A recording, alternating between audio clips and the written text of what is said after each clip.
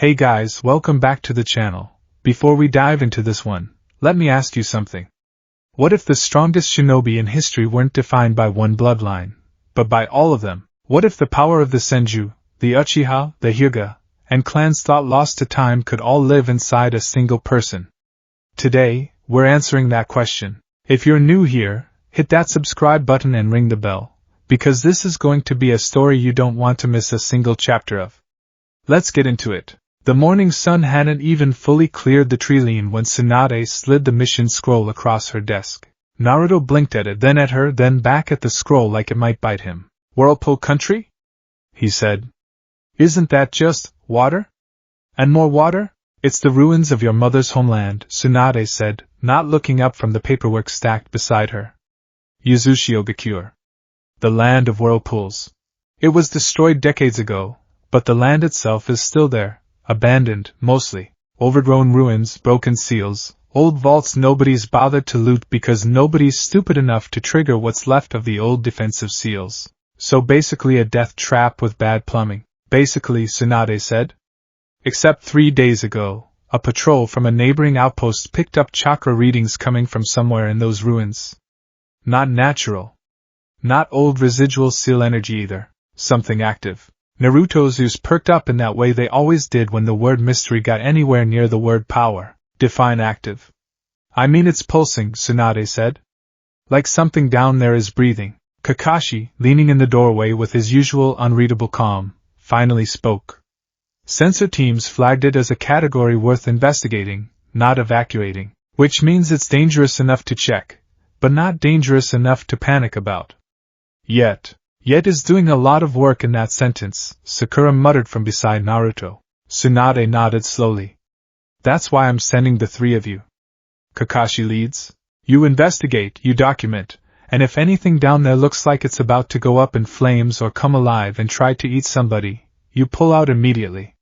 This is reconnaissance.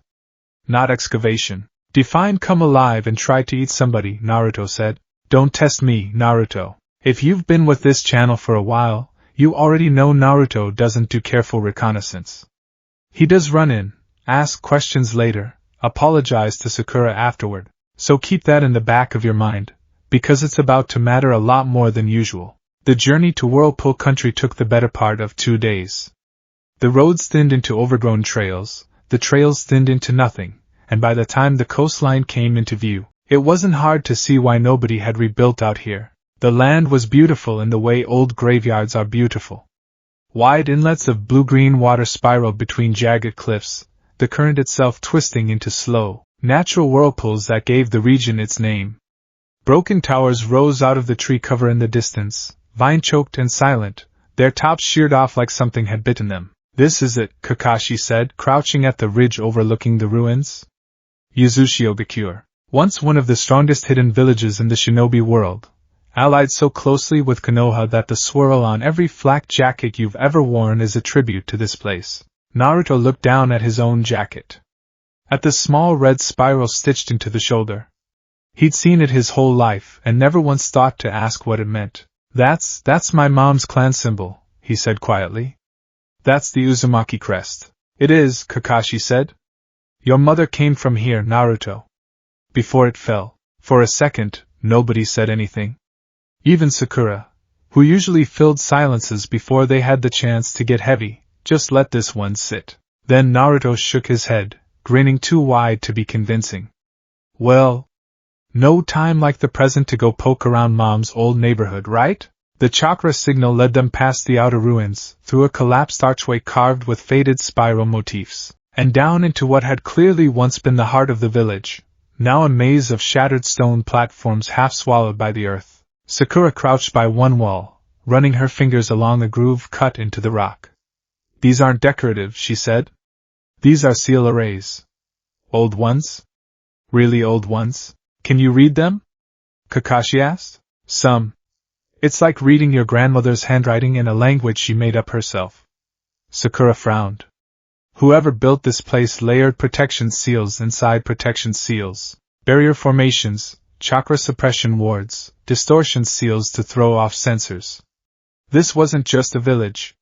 This was a vault built to look like a village, So the signal's coming from somewhere inside all of that, Naruto said. Somewhere deep inside all of that, Sakura corrected. They pressed on, deeper into the ruins, until the ground itself began to change. Smooth, unnaturally level stone replacing the broken earth, sloping downward into what looked less like ruins and more like architecture that had survived on purpose. And then Kakashi stopped. There, he said. Ahead of them, half buried beneath centuries of dirt and roots, was a set of stone doors easily 3 times Naruto's height, carved floor to ceiling with an image none of them had ever seen before. 6 eyes arranged in a radiating pattern, ringed with symbols that didn't match any single clan crest. Around the edges, smaller carvings repeated. A fan, a swirling leaf, a spiraled eye, a set of white orbs, jagged bone-like shapes, each one distinct, each one clearly some kind of clan emblem. Okay, Naruto said slowly. That's a lot of symbols on one door. Too many, Kakashi murmured, stepping closer. This isn't an Uzumaki seal. Or, not only an Uzumaki seal. These markings, he gestured at the fan shape, that's an old Uchiha crest variant, and that, he pointed to the pattern of pale circles, resembles Hyuga clan iconography, from before they split into main and branch houses. Sakura's eyes went wide.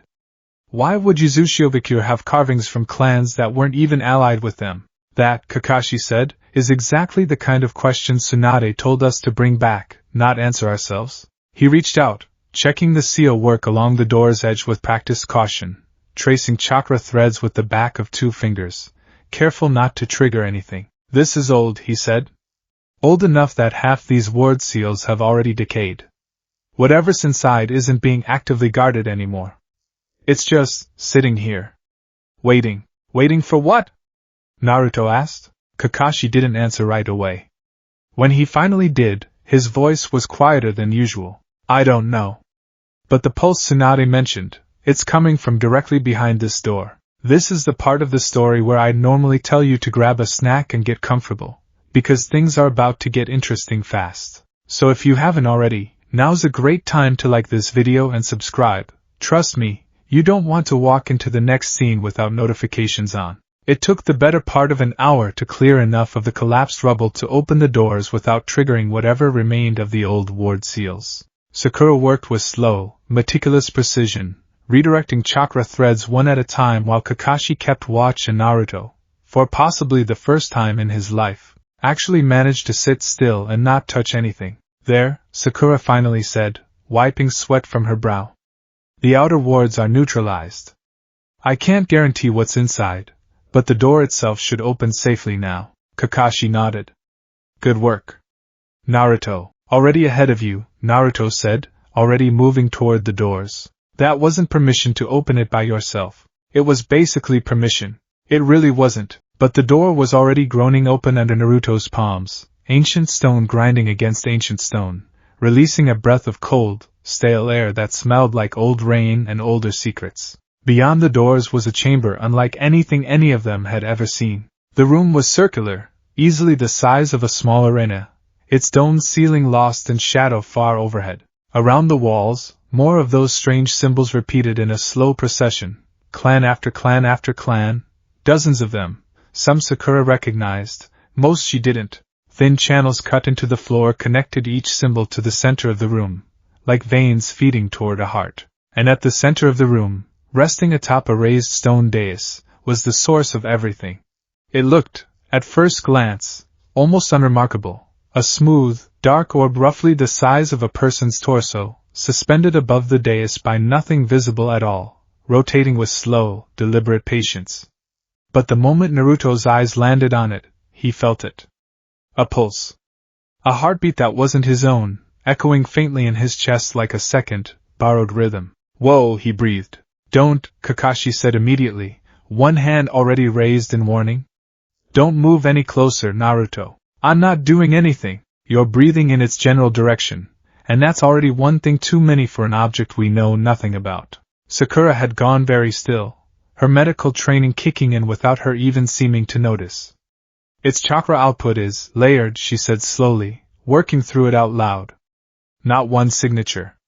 Multiple. I'm reading traces that resemble senju cell density, and this doesn't make sense. Something that reads almost like dojutsu chakra, except it's not coming from any eyes. Multiple bloodlines, Kakashi said quietly. In one object. That can't be natural, Sakura said. No, Kakashi agreed. It can't. He circled the dais slowly, chakra flaring faintly around his hands as he probed the air near the orb without touching it, testing, cataloging, refusing to rush the one part of this mission where rushing would get someone killed. This place wasn't a vault for treasure, he said finally. It was a vault for this. Whatever the Uzumaki clan built this chamber to contain, it wasn't gold or weapons. It was some kind of convergence point, a repository of legacy chakra, drawn from bloodlines that no longer even exist in most cases. Why would anyone build something like that? Sakura asked. I don't know, Kakashi admitted.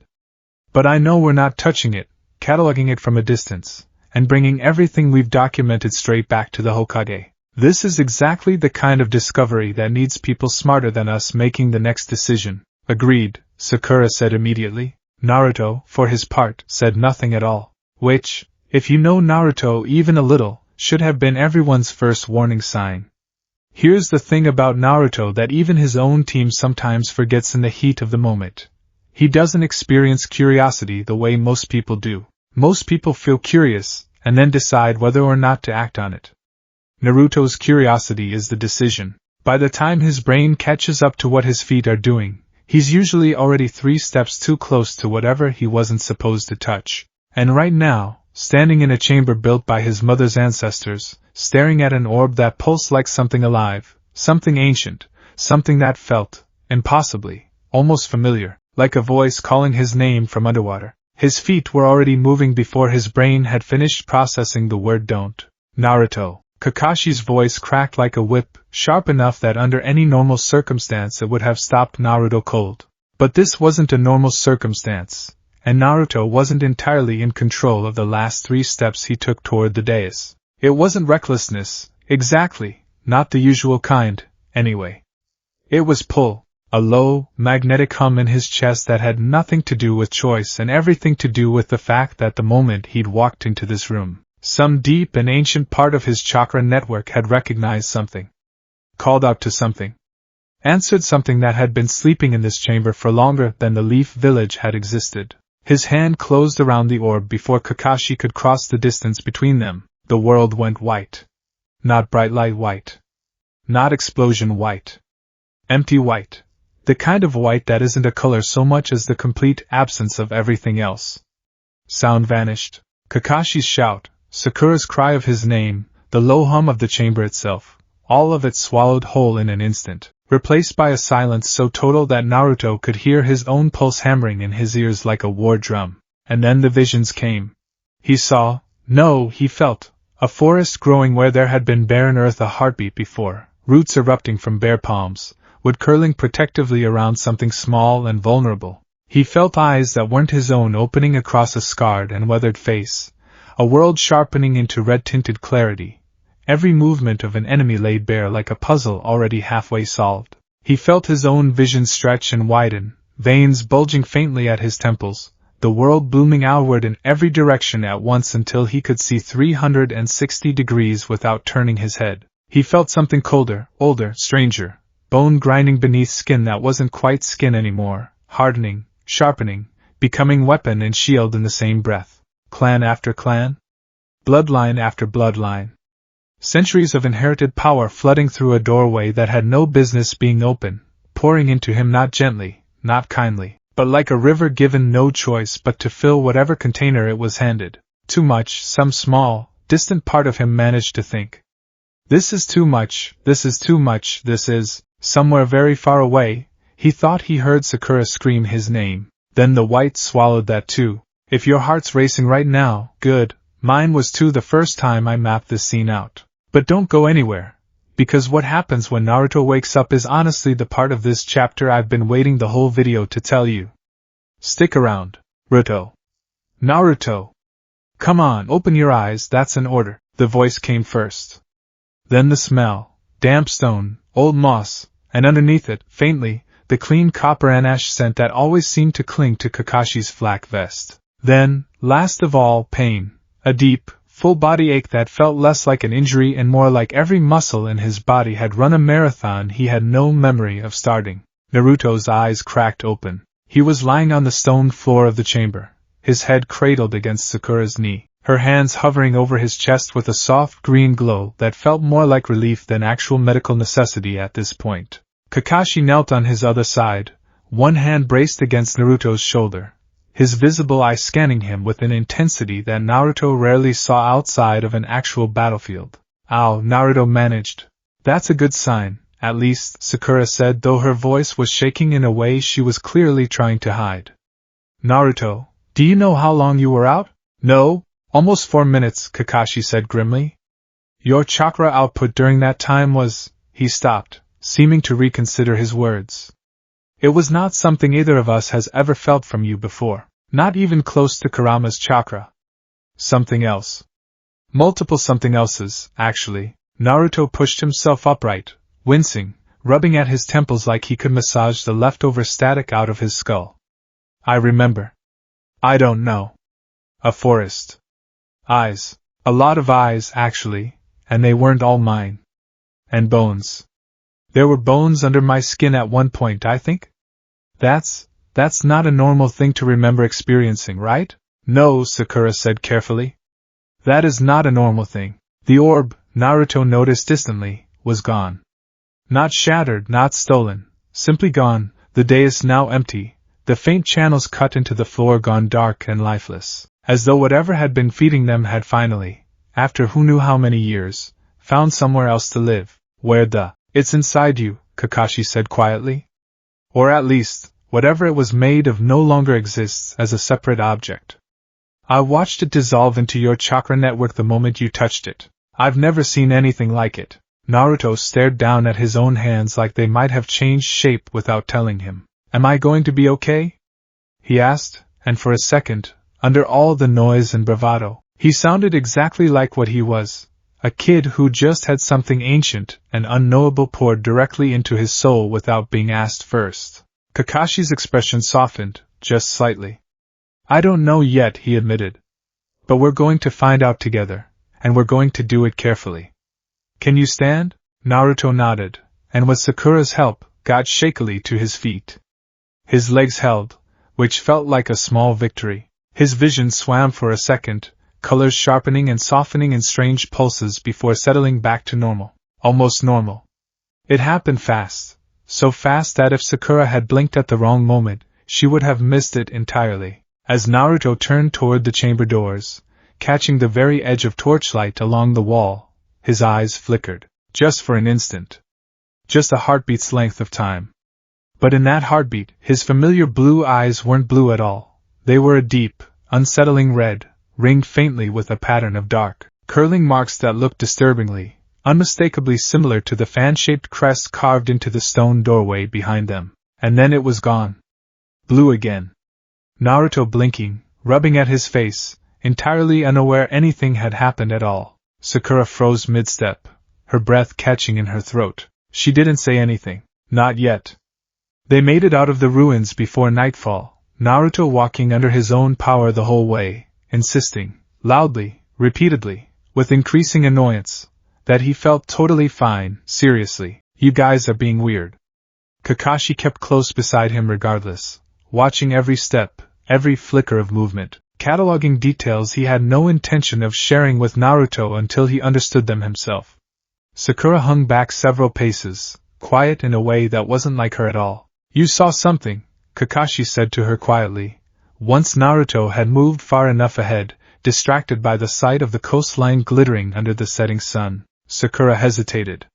"His eyes," she said finally, voice low. Just for a second, back in the chamber.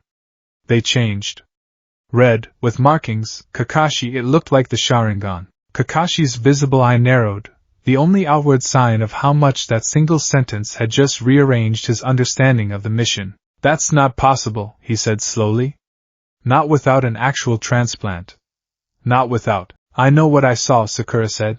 They both looked ahead, to where Naruto had stopped at the ridge overlooking the ruins, staring back at the broken towers of his mother's homeland with an expression neither of them could quite read. Wonder, maybe. Or fear.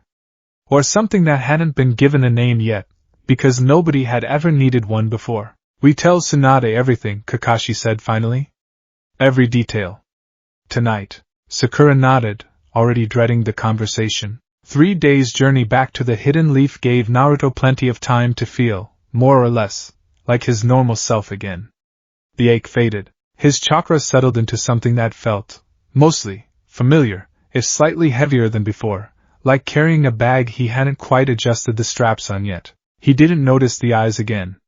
Neither did Sakura, though she watched for it every single day, jaw tight, saying nothing until they stood once more in front of Tsunade's desk with the full report laid bare, the vault, the orb, the collapse, and the moment neither Kakashi nor Sakura could quite bring themselves to leave out of the account. Tsunade listened to all of it without interruption, her expression growing more unreadable with every sentence, until finally, when Sakura finished, the room fell into a silence so complete that Naruto could hear the clock ticking on the far wall. Say that last part again, Tsunade said quietly. His eyes, Sakura repeated. For just a second. They looked like the Sharingan. Tsunade's gaze moved slowly to Naruto, who suddenly felt very aware of how small a Hokage's office could feel when the Hokage in question was staring directly through you. I don't feel any different, Naruto said a little too quickly. I mean, a little tired maybe, but that's it. No weird-eye stuff, I promise, I would have noticed, Naruto. Tsunade's voice wasn't unkind, but it left no room for argument. I need you to come with me. Right now. To the hospital. What? Why? I just said I feel fine. Because, Tsunade said, standing, already moving around the desk toward him. If what Kakashi and Sakura just described to me is even partially accurate, then what happened in that vault wasn't a minor chakra exposure. It was something closer to a transfer. And I need to know exactly what it transferred, how much of it there is, and whether your body is even capable of holding it long term. Naruto swallowed. For once, he didn't have a joke ready. The examination took the better part of the evening. Tsunade ran test after test, chakra pathway scans, coil density readings, reflex and perception checks that made no sense to Naruto until Tsunade explained, grim-faced, exactly what she was looking for. Your chakra network, she said finally, setting down a scroll covered edge to edge in dense diagrams, isn't behaving like a single bloodlines network anymore. It's behaving like several, layered on top of each other, all trying to settle into the same body. Several, Naruto repeated slowly. Like which several? Tsunade's jaw tightened. That's what worries me. Right now, I can only confirm too clearly, traces consistent with Senju's cellular density, which given your connection to Hashirama through the first Hokage's cells isn't entirely shocking. But there's a second signature underneath it. Dojutsu adjacent. Active, not dormant, and based on what Sakura described seeing in that vault, the Sharingan, Naruto finished quietly. Possibly, Tsunade said. I won't confirm it until I see it myself. But I'd be lying if I told you I wasn't concerned that whatever that orb was, it wasn't storing chakra. It was storing legacy, bloodlines that no longer have living heirs, preserved and waiting for exactly the kind of chakra network that could hold more than one at a time. Naruto sat very still on the exam table, staring down at his own hands like they belonged to someone else entirely. Why me? He asked quietly. Why would something like that even work on me? Tsunade was quiet for a long moment. Because you're an Uzumaki, she said finally.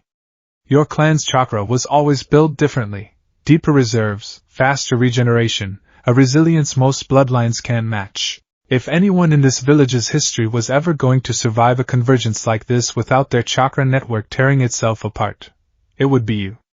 That vault wasn't random, Naruto. I think your ancestors built it, and I think, somehow, it was always waiting for someone exactly like you to walk through that door. That night, alone in his apartment long after Tsunade had finally let him leave with strict instructions to rest and report any unusual symptom immediately, Naruto stood in front of his bathroom mirror for a long time. Blue eyes stared back at him. Ordinary. Familiar. His. Come on, he muttered under his breath, leaning closer to the glass. Do the thing again. I know you did the thing. Nothing happened.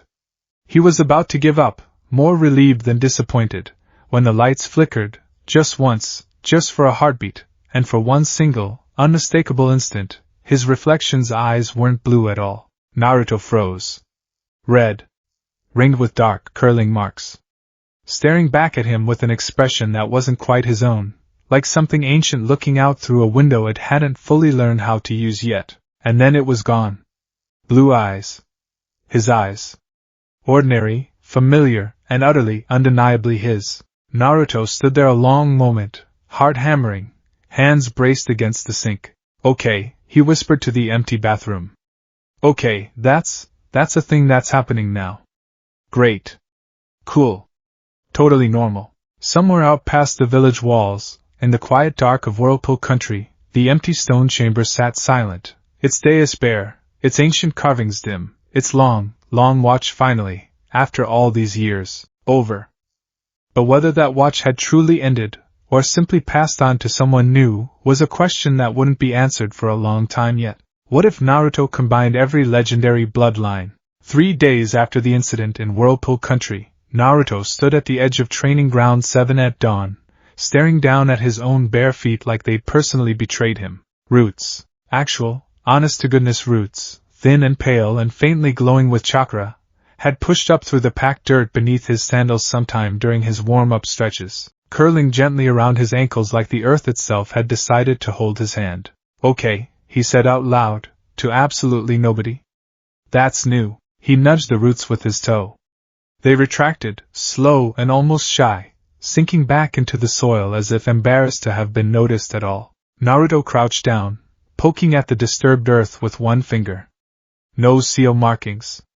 No jutsu hand signs performed. He hadn't even been thinking about wood-style anything. He'd been running through basic taijutsu forms, the kind he could do half asleep, and somewhere in the middle of a simple front kick, his own chakra had apparently decided that sprouting a small garden around his feet was a reasonable thing to do. This is fine, he told the empty training ground. This is totally fine. I'm just going to go tell Granny Tsunade that dirt likes me now. Normal Tuesday. If you're new to the What If universe or just need a refresher, Naruto's chakra network isn't behaving like it used to. Ever since that vault beneath Whirlpool Country, his body has become something like a container for bloodlines that were never supposed to exist in the same person at once. And here's the thing about containers that were never built for what they're holding. Sooner or later, something's going to leak. Let's see just how much. Tsunade's expression, when Naruto recounted the root incident in her office an hour later, was somewhere between professional concern and a specific kind of exhaustion reserved exclusively for dealing with Naruto Uzumaki before she'd had her morning tea. Show me, she said simply. Show you what? I can't just do it on command.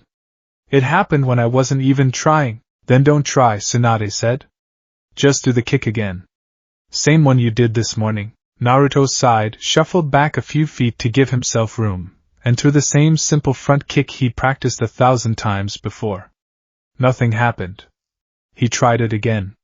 Still nothing. A third time, adding a little extra snap at the end for good measure, and this time, faint cracks spread outward from where his heel connected with the floor, the wooden boards of Tsunade's office splitting apart just enough for 2 thin green shoots to unfurl upward through the gaps. Sakura, standing off to the side with a clipboard she'd insisted on bringing just in case, made a small, strangled noise. There it is, Tsunade murmured, crouching down to examine the new growth with careful fingers. Naruto, how did that feel? Physically. Not the surprise. The actual sensation. Naruto frowned, thinking back. Warm, he said slowly. Like right before it happened, my chakra sort of pulled. In my legs. Like it was gathering somewhere it doesn't usually gather. That's what release, Tsunade said. Or the beginning of it, anyway. It's an extremely rare Kekkei Genkai. Historically, only ever confirmed in Hashirama Senju himself, and faintly, artificially, in a handful of others created through experimentation. Her jaw tightened at that last part, old memories clearly surfacing that she didn't elaborate on. You carry a fragment of the first Hokage's cells already, from an old medical procedure years back. It's likely that fragment was dormant, inactive, until whatever happened in that vault gave it the push it needed to wake up. So I'm turning into Grandpa Hashirama now? Naruto asked, half joking, half genuinely alarmed at the idea. No, Tsunade said firmly. You're not turning into anyone. You're gaining an ability that historically belonged to someone else's bloodline. That's different, and I need you to understand that difference clearly, because how you think about this is going to matter just as much as how you train it. Naruto nodded slowly, though the distinction felt thinner to him than Tsunade probably intended it to. Word travels fast in a village full of shinobi trained to notice everything, and it took less than 2 days for whispers about something strange happening with the Uzumaki kid to work their way through the usual channels: training grounds, tea houses serving nothing stronger than chamomile and roasted barley brews, market stalls, academy classrooms. Nothing official. Nothing confirmed. Just the particular kind of rumor that grows heavier every time it's repeated. Naruto felt it before anyone said anything to his face. The way conversations paused a half-second too long when he walked past. The way a few of the older shinobi eyed him with something between curiosity and caution they hadn't shown before. You're imagining it, Sakura told him firmly, though even she couldn't quite meet his eyes when she said it. I'm really not, Naruto said. Old man Tsuchi looked at me like I was gonna sprout branches out of my forehead when I ordered ramen yesterday. He probably just heard the same rumors everyone else did. Yeah, that's what I'm saying, Sakura. Everyone's heard something. He didn't push the topic further. He didn't need to. The truth sat heavy enough in his own chest without needing anyone else to confirm it out loud. Something about him had changed, in a way visible enough that people who'd known him his whole life were starting to look at him differently. And Naruto, who had spent most of his childhood desperate for exactly the opposite, to be seen as ordinary, as one of the crowd instead of the kid everyone whispered about, found that particular shift settling into his stomach like a stone. That evening, he found himself at Ichiraku's, alone, poking at a bowl of ramen he wasn't actually eating. You're not slurping, Tsuchi noted, wiping down the counter. That's how I know something's wrong. You've never once let a bowl of my ramen go cold in your life. Naruto managed a small, tired smile. Just thinking. About the roots? Naruto looked up sharply. Tsuchi held up both hands, mild and unbothered. Word gets around, kid. Doesn't mean anyone thinks less of you for it. For what it's worth. Yeah, well. Naruto stirred his noodles without much enthusiasm. It's weird is all. I spent my whole life wanting people to stop looking at me like I was some kind of, I dunno, some kind of walking disaster waiting to happen. And now I've got roots growing out of my feet during taijutsu practice. And everyone's back to looking at me like that again. Are you a disaster waiting to happen? I don't know. That's the problem, Tsuchi. Nobody knows. Not even Granny Tsunade, and she's the smartest person I know. Tsuchi considered this for a moment, then set a fresh cup of tea down in front of him. The good kind, the kind he only brought out when he thought someone actually needed it rather than just wanted it. You know what I remember about you, back when you were this high. He held a hand roughly at counter height, and used to sit right there, eating alone most nights because half this village wanted nothing to do with you. Naruto didn't answer, just watched him. You never let it turn you mean, Tsuchi said simply. Whatever this new thing turns out to be, root feet and all, I don't figure that's going to change. But you don't have to have all the answers tonight. Eat your noodles before they go cold. Again, Naruto huffed out something that was almost a laugh, and for the first time all day, actually picked up his chopsticks like he meant it. Sometimes the scariest part of a story isn't the monster, it's the quiet moment right before everyone realizes the monster's already circling. And right about now, while Naruto's worrying about ramen and rumors, something much more dangerous has already noticed exactly what happened in that vault. Let's go check in on them. 3 days' travel from the Hidden Leaf, in a compound built into the hollowed remains of an old research facility that predated even the last great shinobi war. A woman with sharp eyes and sharper posture stood over a low table covered in scattered reports, sensor logs, and a single, cracked photograph of the ruins at Whirlpool Country. Her name was Rinkenzaki, though very few people outside this compound had ever heard it spoken aloud, and fewer still had lived to repeat it. Confirm the readings again, she said, not looking up. The technician beside her, a nervous man named Isabu, no relation to anything with tails, just an unfortunate name his parents had saddled him with, adjusted the dials on an aging chakra detection array salvaged from equipment far older than either of them. confirmed, he said. 3 days ago, a massive chakra discharge originating from the whirlpool ruins. Signature doesn't match anything in our archive, not fully. It's layered. Multiple distinct resonance patterns overlapping in a single burst. Multiple, Rin repeated softly. At least 4, maybe 5 distinct clan chakra signatures, based on resonance comparison to our old records, Isabu confirmed. One reads close to Senju. One reads dojutsu adjacent, though the pattern's not a clean match for the Sharingan archive we have on file. Closer, but not identical. There are traces we can't classify at all. Ren's fingers drummed once against the table's edge. And the location correlates with recent Leaf Village activity? A reconnaissance team was dispatched there 4 days ago, Isabu confirmed. 3-man cell. Kopinin Kakashi Hataki led it. The other 2 members were his former students, Sakura Haruno and Naruto Uzumaki. Ren finished quietly. Isabu blinked. You already knew? I suspected. Ren finally looked up from the table, her expression unreadable in the dim light of the compound. The boy is an Uzumaki. Do you understand what that vault actually was, Isabu? He shook his head slowly. Decades ago, before the fall of Uzushio-Bikure, the Uzumaki clan attempted something the rest of the shinobi world considered either miraculous or monstrous, depending on who you asked, Ren said. A repository. A chamber built specifically to preserve dormant fragments of extinguished or dying bloodlines, chakra signatures from clans whose lines were failing, whose techniques risked being lost forever. The theory was that, given the right vessel, those fragments could be revived. Reawakened in someone whose own chakra network was resilient enough to hold more than one legacy at once. That sounds like a fairy tale, Isabu said carefully. It sounded like a fairy tale to me too, Rin said. Until 3 days ago, when that chamber activated for the first time in longer than either of us has been alive, and the only shinobi standing anywhere near it happened to be the single most chakra-resilient bloodline carrier this generation has produced. She let that sit in the air for a moment, watching Isabu work through the implications on his own. You're saying the vault worked, he said finally. I'm saying, Rin said, that our organization has spent 15 years trying to recreate exactly the kind of convergence that boy may have just survived by accident. And I intend to find out exactly how much he's carrying now, and how much of it we can learn to replicate. And if he doesn't want to be studied? Ren's expression didn't so much as flicker. Then we'll simply have to be very convincing, she said. Prepare a scouting team. Small. Discreet.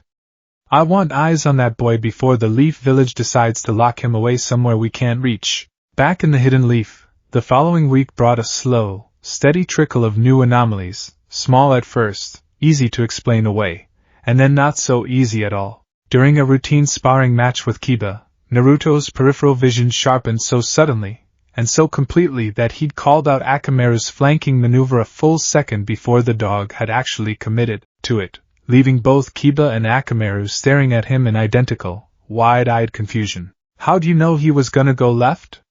Kiba demanded. I don't know. I just saw it. Like I could see the whole field at once for a second.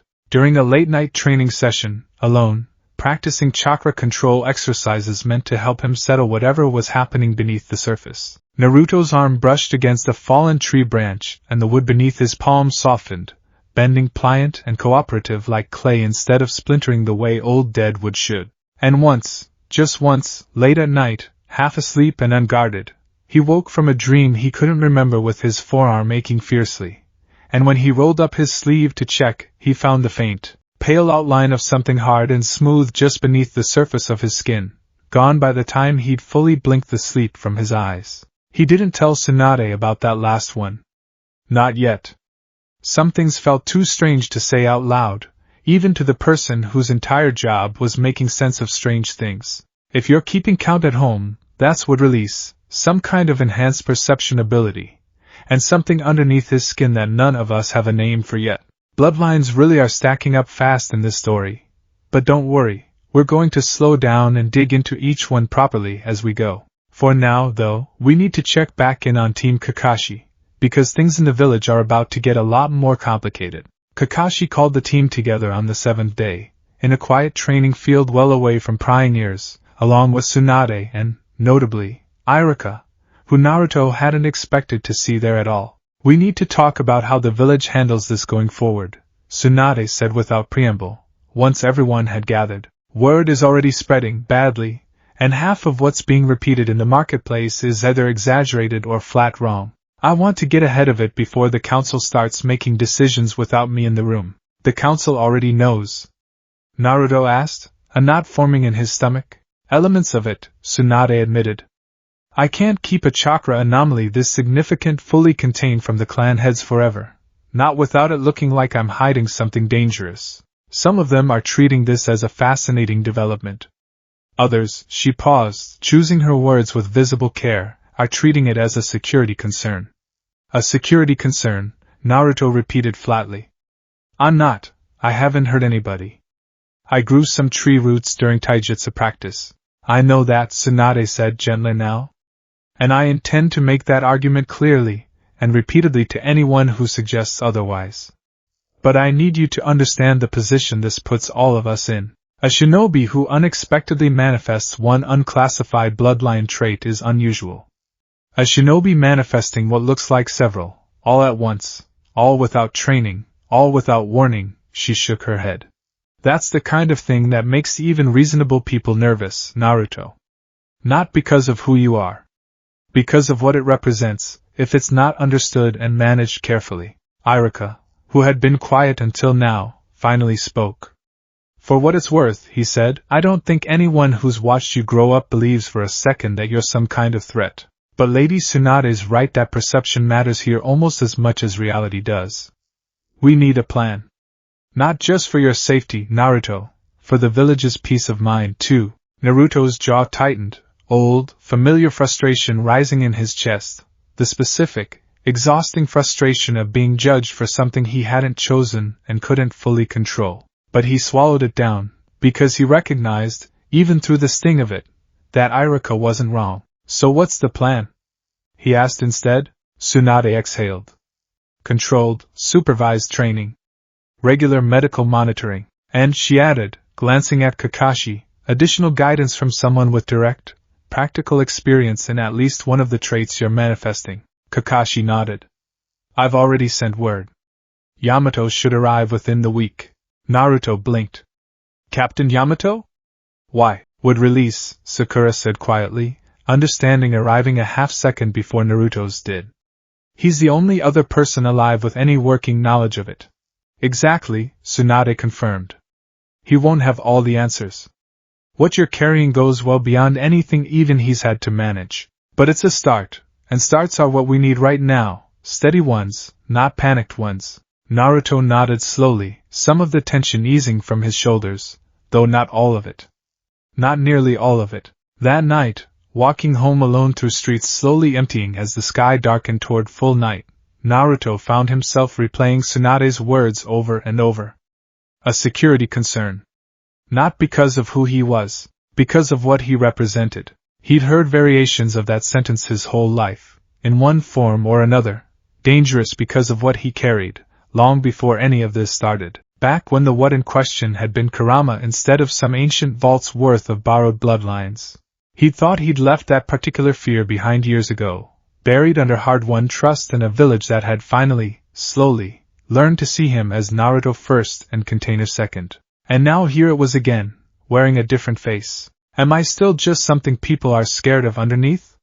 He thought, and hated how much the thought hurt, even privately, even unspoken. He didn't notice, lost in his own head, the faint shift in the shadows along the rooftop 2 buildings back, a shape that had been following him, silent and careful, for the better part of the last 10 minutes. Elsewhere, closer to the village's edge than anyone patrolling that night would have liked, a lone figure crouched low in the branches of a wide oak tree, watching the lights of the hidden leaf glimmer in the valley below. He'd been sent 3 days ago, quietly, with instructions simple enough to repeat in his sleep: observe, document, do not engage. Ren Kanzaki wanted eyes on the boy, and eyes were exactly what she was going to get, nothing more, not yet, no matter how easy the temptation might be. The figure adjusted the cloak drawn tight around his shoulders, chakra suppressed low enough to slip past all but the most attentive sensor-type shinobi, and watched a small, bright orange shape make its way slowly home through the darkened streets below. So that's him, the figure thought. The convergence vessel. Doesn't look like much.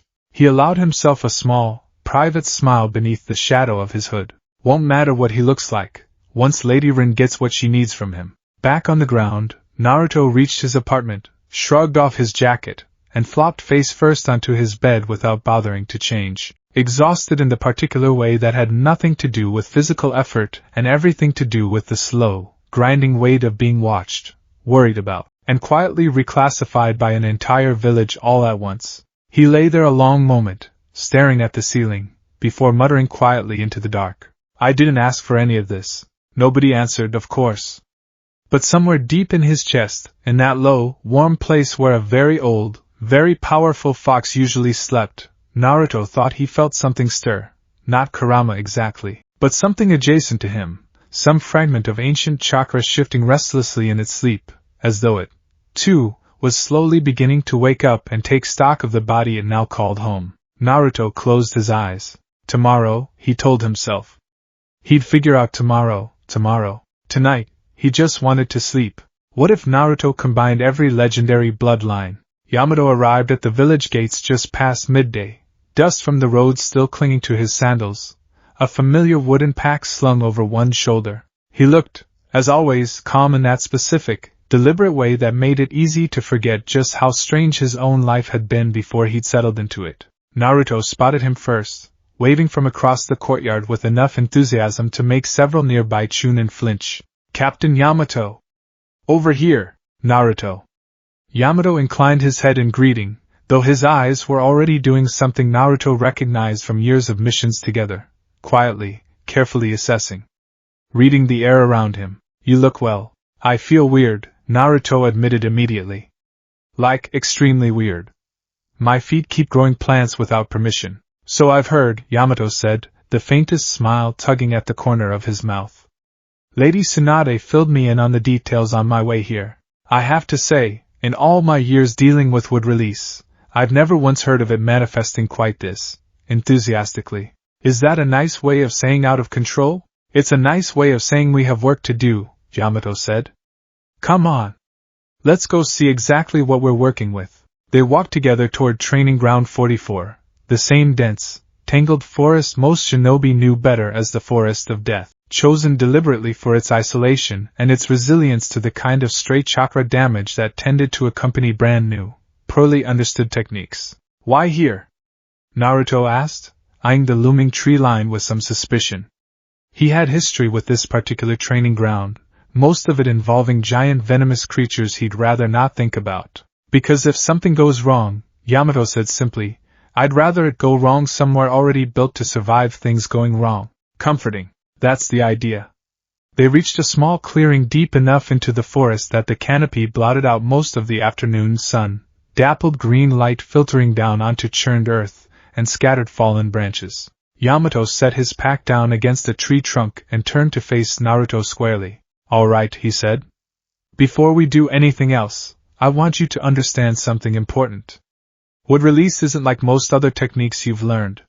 It's not about forcing chakra outward the way you would with, say, a Sharingan. It's about balance, combining earth-natured chakra and water-natured chakra internally, in careful proportion, and then guiding the result outward with intention.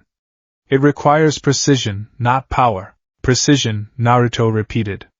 You've met me, right? I have, Yamato said dryly. Which is exactly why we're starting slow. They spent the better part of the next hour on nothing but breathing exercises, chakra circulation drills meant to help Naruto feel, consciously, the specific internal shift Yamato described as the meeting point, the place where two different chakra natures blended into something new entirely. It was, without exaggeration, one of the most frustrating hours of Naruto's entire life. I don't feel a meeting point, he said, for what had to be the 15th time, sweat beading on his forehead despite having done nothing more strenuous than sit cross-legged on the forest floor. I feel like an idiot sitting in the dirt. You're forcing it, Yamato said patiently. Wood release doesn't respond to force. It responds to invitation. That sounds like something a fortune cookie would say. Maybe. Try again anyway. Naruto groaned, closed his eyes, and tried, again, to quiet the restless, chaotic hum of his own chakra long enough to feel whatever subtle internal shift Yamato kept describing. Mostly what he felt was impatience, and beneath that, a flicker of something that had been sitting uncomfortably in his chest ever since the conversation in Tsunade's office a week earlier. What if I can't control this? What if this is just something that happens to me now, forever, no matter how hard I try? The thought must have shown on his face, because Yamato's expression softened, just slightly. You're overthinking, he said. I can see it from here. Sorry, I didn't realize meditation came with a built-in audience critique. Naruto. Yamato's voice was gentler now, less instructor, more the quiet, steady presence Naruto remembered from missions where things had gone sideways and someone level-headed had needed to hold the line. I know this feels like a lot. Believe me, I understand better than almost anyone what it's like to carry an ability you didn't ask for, that most people don't fully understand, including yourself. When I first manifested would release, it wasn't natural to me either. It was implanted, engineered, forced into a body that hadn't grown into it the way Hashirama's had. It took me years to stop fighting it and start working with it instead. Naruto looked up at him, some of the tension in his shoulders easing. How'd you do that? He asked quietly. Stop fighting it, I mean. Yamato considered the question for a long moment. I stopped thinking of it as something foreign trying to take over, he said finally, and I started thinking of it as one more tool in a very large toolbox. One that happened to belong to me now, whether I'd chosen it or not. It's not about becoming something else, Naruto. It's about deciding what kind of shinobi you want to be, and then figuring out how every tool you have, old and new, fits into that decision. Naruto sat with that for a moment, letting it settle. Okay, he said finally, quieter than before. Okay. Let's try again. Sometimes the hardest part of gaining new power isn't the technique itself. It's making peace with carrying something you never asked for. Naruto's been dealing with that his whole life already, and honestly, I think that's part of what makes this story worth telling. But don't worry, we're not just here for the emotional beats. We've got an actual bloodline breakthrough coming up. Let's get back to it. It took 2 more days of steady, patient practice, breathing exercises, small controlled releases, more failures than either of them bothered counting, before something finally shifted. They were deep into another session, the forest quiet around them except for the distant calls of unseen birds, when Yamato instructed Naruto to try something slightly more ambitious. Rather than simply letting would release manifest passively, as it had during his taijutsu practice, he wanted Naruto to consciously direct a small amount of it, guiding a single root outward from his palm the way Yamato himself would. Picture it, Yamato said. Not as growth happening to you. As growth you're choosing to create. Naruto closed his eyes, exhaled slowly, and reached inward toward that strange, warm pulling sensation he'd started to recognize over the past 2 days. No longer surprising, just present, waiting. Not something happening to me, he thought. Something I'm choosing. He opened his eyes, extended his palm, and pushed, gently, deliberately, the way Yamato had shown him, and watched, genuinely stunned, as a slender, pale root unfurled slowly from his palm, curling outward through the air with surprising grace before settling, coiled, around a fallen branch several feet away. For a long moment, neither of them said anything. Did I just do that on purpose? Naruto asked finally, staring at his own hand like it belonged to a stranger. You did, Yamato confirmed, and there was real warmth in his voice now, real pride. That's it, Naruto. That's the meeting point. You found it. Naruto let out a whoop of triumph loud enough to send a flock of startled birds scattering from the canopy overhead, pumping both fists in the air with the kind of unrestrained joy that made Yamato's careful, patient instruction feel, in that instant, entirely worth it. Do it again, Yamato said, laughing despite himself. Consistency matters more than the first success does. Right. Right, okay, he tried again. And again. By the end of the session, roots weren't just appearing accidentally underfoot during unrelated exercises. They were answering him, small and clumsy but genuinely responsive, extending and retracting at his direction with a growing, if still rough, degree of control. It wasn't mastery. Not even close. But it was a start, and for the first time since the incident in Whirlpool Country, Naruto went to bed that night feeling something closer to hope than dread. The following days brought steady, visible progress. Under Yamato's careful guidance, Naruto's control over wood release sharpened rapidly, faster, in fact, than either of them had expected, a fact Yamato noted with a mixture of professional interest and quiet unease. Most practitioners take months to reach this level of control, he admitted to Tsunade during a debrief, Naruto absent, resting after a long day's practice. He's compressing that timeline dramatically. I don't know if that's simply Uzumaki chakra resilience at work, or something about the nature of the convergence itself accelerating the process. Does it concern you? Tsunade asked. Yamato considered the question carefully. It concerns me that I don't fully understand why it's happening this quickly, he admitted. Rapid growth without full understanding tends to outpace safety margins. I'd like to continue monitoring closely. Granted, Tsunade said. Keep me updated on anything that changes. By the end of the first week, Naruto could reliably summon defensive root barriers strong enough to stop a moderate taijutsu strike, extend a single supporting branch capable of bearing his own weight, and in a demonstration that left even Yamato visibly impressed, knit together a small, temporary lattice of interwoven roots sturdy enough to catch a falling training dummy dropped from the treetops above. You're a natural, Yamato admitted, examining the lattice with a critical, professional eye. Rougher than Lord Hashirama's control, understandably, given how little time you've had, but the raw aptitude is remarkable. Does that mean I'm ready for the cool stuff? Naruto asked eagerly. Giant tree fortresses? Wood dragons? All that stuff from the old war stories? That, Yamato said firmly, is a conversation for several months from now, at absolute minimum. Let's focus on solidifying what you have before we start dreaming about the rest. Naruto deflated slightly, but nodded. Given everything else going on, he figured several months from now still counted as progress worth being grateful for. Now here's where things get interesting, because while Naruto's been busy turning training grounds into impromptu gardens, somebody's been watching every single step of it, and they're getting closer than anyone in the village realizes. Let's check in. The hooded figure from the previous chapter, a wiry, unassuming man who went by the designation Scout 3 within Rinkenzaki's organization. His actual name buried deep enough in old records that even he rarely thought of it anymore, had spent the better part of a week observing the Hidden Leaf's outer training grounds from a careful, rotating series of vantage points, never lingering long enough in any single location to risk detection. What he'd documented so far had exceeded even Lady Ren's optimistic expectations. Would release, confirmed and rapidly developing.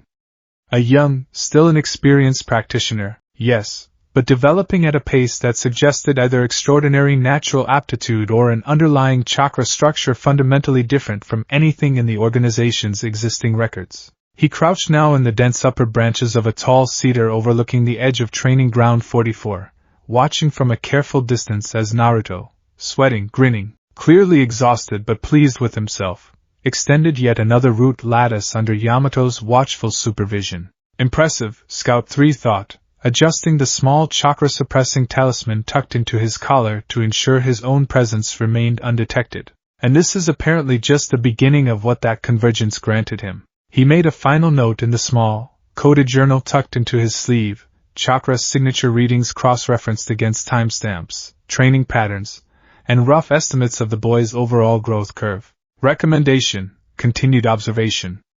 Extraction viable within estimated 4 to 6 weeks, contingent on further bloodline manifestation and reduced security presence. He was halfway through tucking the journal away when something made him go suddenly, completely still. Below, in the clearing, Naruto had gone rigid mid-motion, one hand still extended toward a half-formed root, his expression shifting from concentration to something closer to alarm. Captain Yamato, Naruto said slowly, voice carrying just far enough for Scout 3 to catch every word from his hidden perch. Something's wrong. I feel something else. Not the roots. Something else. Yamato's posture shifted instantly from instructor to guarded readiness. Define something else. I don't. Naruto's breath caught. His free hand rose slowly to his own face, fingers brushing hesitantly near his eyes. It's happening again. The thing Sakura saw in the vault. I can feel it happening right now. Scout 3 leaned forward, unconsciously, chakra suppression talisman briefly forgotten in the sudden spike of professional interest. The dojutsu trait, he thought. Finally. Lady Rin will want to hear about this immediately. Down in the clearing, Naruto's vision had begun to blur and sharpen in strange, uneven pulses. Colors deepening at the edges, movement suddenly, unnervingly easy to track even from the corner of his eye. He could see individual leaves trembling on branches he wasn't even looking at directly. He could see the faint outline of Yamato's chakra pathways glowing softly beneath his skin, visible in a way that made absolutely no logical sense. Yamato, he said, voice tight with something between wonder and genuine fear, I think I can see your chakra. Like, actually see it. That's not normal, right? That's not a normal thing that's supposed to happen. Yamato's eyes widened slightly, careful and controlled as ever, but unmistakably alarmed underneath. Naruto, don't move. Let me look at your eyes. Naruto turned to face him, and Yamato went very, very still. Where Naruto's familiar blue eyes should have been, a deep, unsettling red now stared back, steady this time, not the brief flicker Sakura had glimpsed days earlier, but held, sustained, ringed with dark, curling marks that seemed to shift subtly even as Yamato watched, like ink still settling into wet paper. Report to Lady Tsunade, Yamato said quietly, urgently, already reaching for the small signal flare tucked into his vest. Right now, Naruto. This needs to be seen immediately. Is it bad? Naruto asked, voice small in a way that made him sound years younger than he was. Yamato, is something wrong with me? Yamato's expression softened, even through the urgency. No, he said firmly. Nothing is wrong with you, Naruto. Something is changing in you, and change this significant needs careful attention, that's all. Come on. Let's get you to the hospital. High above, hidden in the cedar's upper branches, Scout 3 watched the two of them hurry from the clearing with quiet, professional satisfaction. Confirmed, he thought, already composing the message he'd send back to the compound the moment he was clear of the village's outer sensor range. Second bloodline trait active. Dojutsu manifestation, sustained duration, visible ocular transformation. This changes the timeline considerably. He allowed himself one last look down at the now empty clearing, churned earth, scattered roots slowly retracting back into the soil, the faint, lingering hum of chakra still settling in the air, before melting back into the forest canopy, moving swift and silent toward the village's edge. Lady Rin was not going to be pleased about how quickly this situation was accelerating. She was, however, going to be very, very interested. Things are speeding up fast, and honestly, that's exactly how I like these stories to go. Naruto's Sharingan-adjacent trait isn't some subtle background detail anymore. It's out in the open now, sustained, visible, and impossible to ignore. Next chapter, we're diving straight into what this means, how the village council reacts, and just how much danger that scout's report is about to bring down on Naruto's doorstep. If you want to see how this unfolds, make sure that subscribe button's hit and the notification bell's on, because you don't want to be caught off guard by what's coming. Back in the Hidden Leaf Hospital, Naruto sat on the edge of an examination bed, hands folded tightly in his lap, watching Tsunade's expression shift through half a dozen unreadable stages as she studied the results of the latest round of tests. Well? He asked, when the silence stretched too long for his patience to bear. Just tell me. Is it bad? Tsunade set the scroll down slowly, meeting his eyes with an expression that was, for once, difficult for Naruto to read. It's not bad, she said finally. But it is significant, Naruto. What Sakura and Kakashi described in the vault, what Yamato just witnessed in that training ground, this isn't a minor side effect anymore. Your body has fully integrated a second bloodline trait, one that behaves almost identically to the Sharingan, without any of the biological origin the Uchiha clan normally requires. So I've basically got Sasuke's eyes now, Naruto said slowly. Except I didn't do anything to get them. They just showed up. Like an unwanted house guest. In a manner of speaking, yes, Tsunade said. Kakashi's agreed to help guide you through understanding what this trait can actually do, given his own extensive first-hand experience. But I want to be very clear with you about something, Naruto, and I need you to actually hear it, not just nod along. Naruto straightened slightly, some old instinct recognizing the particular gravity in her tone. This isn't going to stop at 2, Tsunade said quietly. Whatever that vault put inside you, I don't think would release, and this dojutsu trait are the end of it. I think you're going to keep manifesting more, faster than any of us are fully prepared for. And I need you to trust me, and trust this village, enough to let us help you carry that instead of trying to manage it alone. Naruto was quiet for a long moment, turning her words over. I don't really know how to be anything but alone with something like this, he admitted finally, quiet and honest in a way he rarely allowed himself to be. I mean, Kurama, sure I've got him, but this feels different. This feels like a whole bunch of somebodies, all at once, all wanting space inside the same body. Tsunade's expression softened, and for a moment she looked less like the Hokage and more like the woman who genuinely come to care for this stubborn, orange-clad kid over the years. You're not alone in this, Naruto, she said. Not this time. I promise you that. Naruto managed a small, tired smile. Yeah, he said quietly. Yeah, okay. I believe you.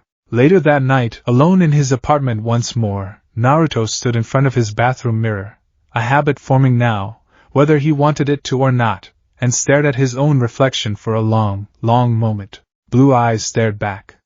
Steady. He closed his eyes, took a slow breath, and reached, the same deliberate way Yamato had taught him to reach for the meeting point of wood release, not forcing, not fighting, just inviting. When he opened his eyes again, Red stared back at him, ringed with dark, curling marks, steady and unwavering and, for the first time, entirely, consciously his own doing. Okay, he murmured to his own reflection. Okay.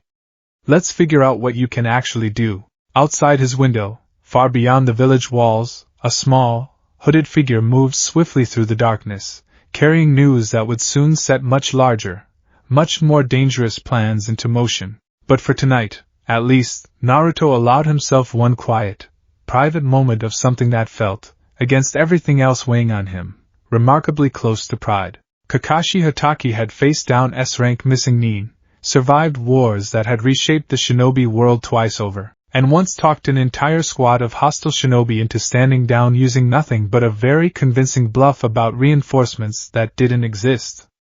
Very little rattled him anymore. Standing in training ground 7 at 7 in the morning, watching Naruto Uzumaki's eyes shift smoothly from blue to a steady, tomoring red on command came fairly close. Do that again, Kakashi said, keeping his voice carefully neutral. Naruto did. Blue to red, no strain visible on his face at all, like flipping a switch he'd only just discovered existed in the wall of his own house. That's...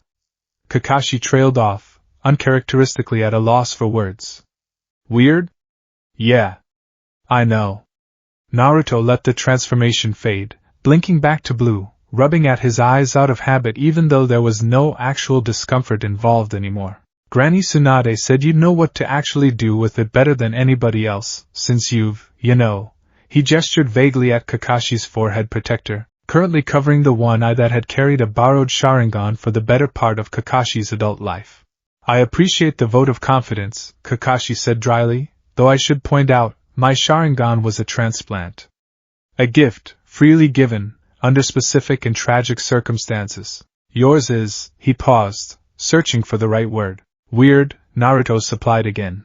I was going to say unprecedented, but sure. Weird works too. They spent the morning testing basic functions, the kind of things Kakashi himself had spent years learning to manage before the borrowed eye had ever become second nature. Enhanced visual clarity, the ability to track fast movement more precisely than an untrained eye ever could. Faint, budding traces of predictive perception, the sort that let a skilled user read the wind-up of an attack a fraction of a second before it fully committed. Naruto picked all of it up disturbingly fast. Okay, one more time, Kakashi said, settling into a loose stance roughly 15 feet away. I'm going to throw a kunai at you. Slow, controlled, nothing dangerous. I want you to focus on the eyes, not your instincts. Tell me what you see before you dodge, not after. Got it. Kakashi threw. Naruto's eyes flared red, and his whole body shifted a half-second before the kunai even left Kakashi's fingers, sidestepping with an ease that looked almost lazy. I saw your shoulder tense before your arm actually moved, Naruto reported, sounding equal parts pleased and a little unsettled by his own accuracy. Like, really specifically? The exact muscle. That's a lot of information for one glance. Kakashi lowered his arms slowly, expression thoughtful behind his mask. That's advanced perception most Sharingan users take years to develop reliably, he said. You're doing it after less than 2 weeks. Is that good? It's remarkable, Kakashi said. Whether it's good depends entirely on how well you learn to handle everything that comes with it. Perception like this isn't just a gift, Naruto. It's a flood of information most minds aren't built to filter quickly. Predicting an attack is only useful if you don't get overwhelmed processing everything else your eyes are suddenly capable of seeing at the same time. Naruto's brow furrowed. Is that why my head's been killing me every night? Kakashi's expression sharpened. You didn't mention that. I didn't think it mattered. It's just a headache, Naruto. Kakashi's voice carried the particular weight it reserved for moments. He needed absolute honesty. Everything matters right now. I need you to tell Tsunade about every symptom, no matter how small it seems. This isn't the time to tough things out quietly. Naruto sighed, some of his earlier enthusiasm dimming. Yeah, okay. I'll tell her. Here's something worth sitting with for a second. Having incredible power doesn't always feel as amazing as it sounds on paper.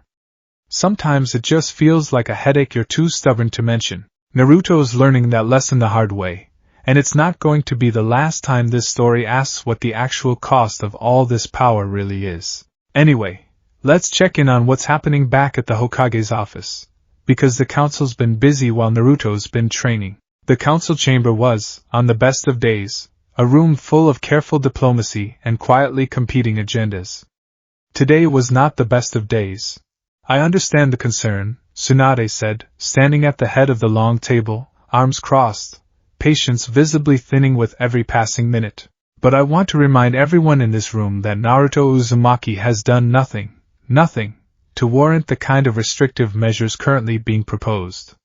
Hamura Mitokado, one of the 2 elderly advisors who'd served since the days of the 3rd Hokage, folded his hands atop the table with the slow deliberateness of a man used to being listened to. Lady Tsunade, no one here is suggesting the boy has acted with hostile intent, but a shinobi manifesting multiple unclassified bloodline traits, in rapid and unpredictable succession, represents a security variable this council cannot simply choose to ignore. We are not questioning his character. We are questioning our own preparedness. Preparedness for what, exactly? Tsunade shot back. He's not a weapon that's misfiring, Hamura. He's a 16-year-old boy adjusting to something none of us fully understand yet either. From further down the table, Hayashi Hyuga spoke for the first time, his voice measured and even. With respect, Lady Tsunade, I believe the more pressing concern isn't Naruto's intentions. It's who else might already be aware of what he's carrying, and what lengths they might go to in order to acquire it. That quieted the room somewhat. You believe outside interest is likely, Tsunade said. I believe it's inevitable, Hayashi said. A convergence of extinct and dormant bloodlines, manifesting in a single living vessel, is precisely the kind of discovery that draws attention from parties with far less restraint than this council. I would rather this chamber spend its energy preparing to protect him than debating whether to contain him. Tsunade's shoulders eased, fractionally, grateful for the shift in framing even from a man she didn't always see eye to eye with. Then let's discuss protection, she said. Because I agree completely, and I intend to make sure this village is ready long before anyone comes looking.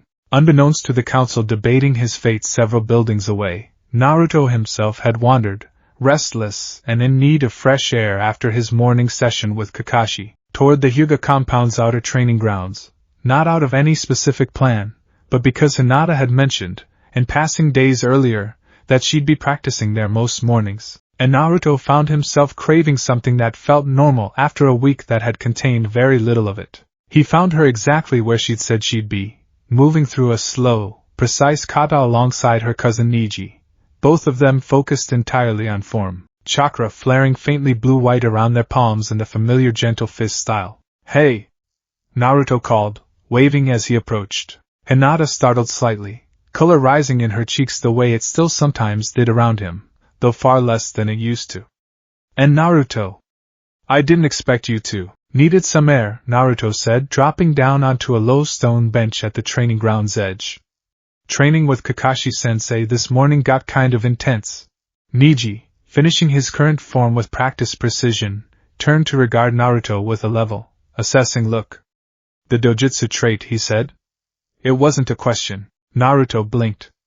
Word really does travel fast around here. Byakugan, Neji said simply, tapping just beside his own eye. We saw the resonance in your chakra network the moment you walked onto the grounds. It's faint from a distance, but distinctive, especially to someone trained to look for it. Naruto's stomach dropped slightly. Wait, you can already see it? I thought this was like an eye thing. Red eyes, Tomo, all that. The trait you're describing manifests visually when active, Neji said. But the underlying chakra network shift began before that, and it's been building steadily. Byakugan users are trained from early childhood to notice minute chakra network irregularities. Yours isn't subtle to someone looking properly, Naruto. It hasn't been for several days now. Naruto sat back, absorbing that. So there's a third one, he said slowly. Already. Before I've even gotten a handle on the second.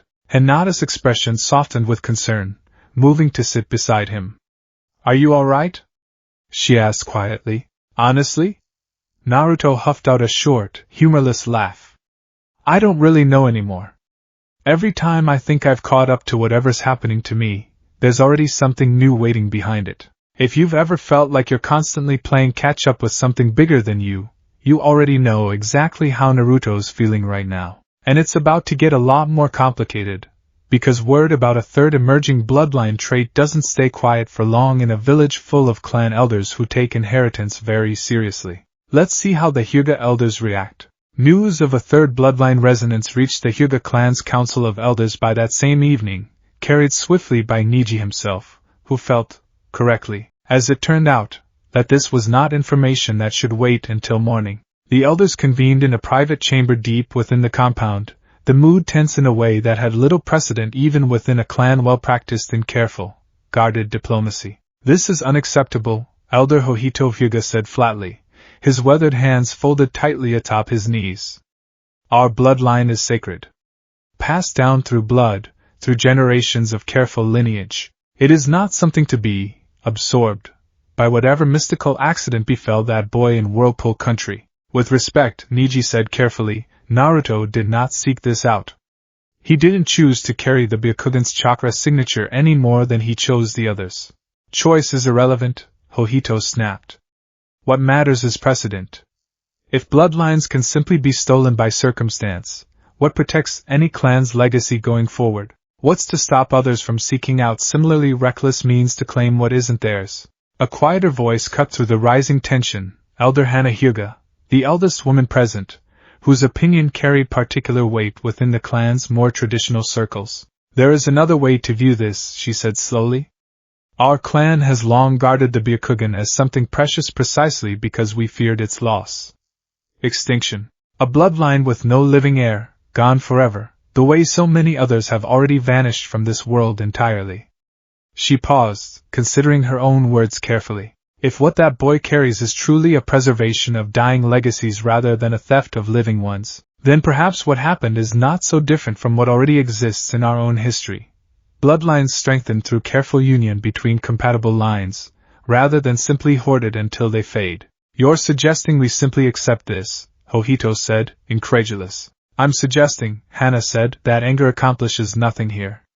The boy did not choose this, and our anger will not undo it. What matters now is deciding whether the Hyuga clan positions itself as an ally to someone carrying a fragment of our own legacy forward, however unconventional the means, or as an adversary to him. I know which choice better serves this clan's long-term interests. The chamber fell into a long, uneasy silence. Hayashi, who had remained quiet throughout the exchange, finally spoke, his voice carrying the calm, unshakable authority of clan leadership. Elder Hana speaks wisely. Whatever any of us feels privately about the circumstances, the boy is not our enemy, and treating him as one accomplishes nothing but isolating the very person who may need our understanding most. I will not have this clan's grievance over an accident of fate turn us against someone who has done nothing but endure something none of us would wish upon ourselves. Hojito's jaw tightened, clearly unsatisfied, but he said nothing further. In the Hyuga clan's careful hierarchy, Hayashi's word, once spoken with this much finality, was not one easily challenged. Naruto learned none of this directly, though he felt its effects the following morning when Hayashi himself, uncharacteristically, requested a brief audience with him at the Hyuga compound's outer gate. Lord Hayashi. Naruto bowed slightly, uncertain but polite. Did I do something wrong? No, Hayashi said simply. I wish to speak with you plainly, and I find directness serves better than delay. He studied Naruto for a long moment, the same careful, assessing look Niji had given him the day before. You carry a fragment of the Byakugan's legacy now, whether by accident or by some older design neither of us fully understands. I will not pretend every member of my clan is at peace with that fact, but I want you to hear from me directly that you are not considered a thief here, nor an enemy. You are considered, for lack of a better term, a bearer of something precious that very nearly vanished from this world entirely. Naruto blinked, caught off guard by the weight of that. I thank you? Really? I wasn't sure how the Hyuga clan was gonna feel about all this. Some feel more settled about it than others, Hayashi admitted. That will take time to fully resolve, but I would rather this clan stand beside you as you learn to carry this than stand against you out of wounded pride. Should you wish for guidance in understanding the Byakugan specifically, once it manifests fully, my clan's knowledge remains available to you. Quietly, and with appropriate discretion, but available. That means a lot, Naruto said, and meant it. Hayashi nodded once, the closest thing to warmth his composed expression typically allowed, and turned to leave, pausing only briefly at the gate. One more thing, he said. Niji tells me the resonance is strengthening quickly. Faster than most natural manifestations. I would recommend preparing yourself, Naruto. Whatever change is coming, I suspect it will arrive sooner than you expect. Hayashi's warning turned out to be more accurate than even he could have guessed. That evening, sparring casually with Niji at Hinata's quiet, hopeful suggestion, a chance, she'd said, for Naruto to get ahead of whatever was coming under careful, controlled supervision rather than being caught off guard again. Naruto felt the shift happen mid-motion, exactly the way Niji had predicted.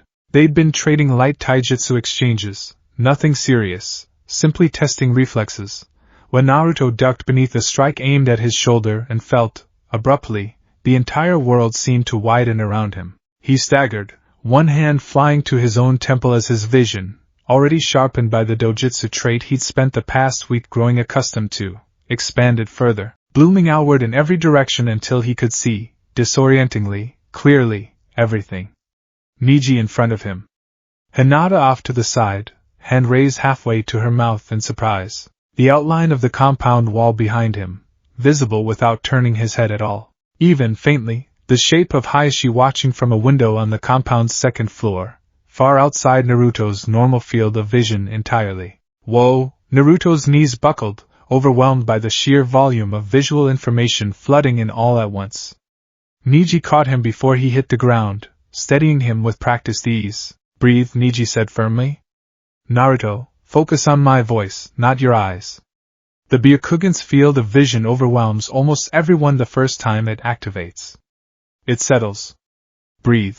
Naruto forced a slow, shaky breath, fighting the disorientation, gradually managing to narrow his focus back down to something manageable even as the wide, 360-degree awareness remained, humming faintly at the edges of his perception like static he hadn't yet learned to tune out.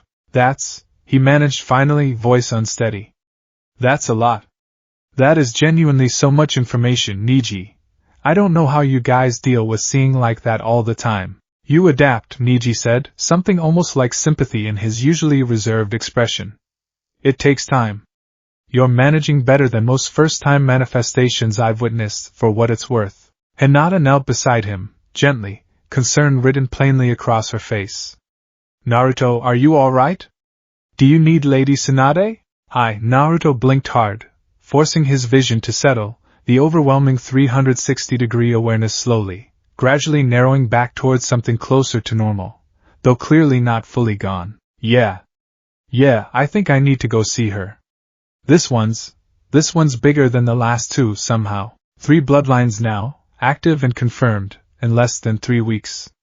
If you're keeping score, that's would release, a Sharingan adjacent dojutsu, and now the Byakugan, all stacking up inside one increasingly overwhelmed teenager.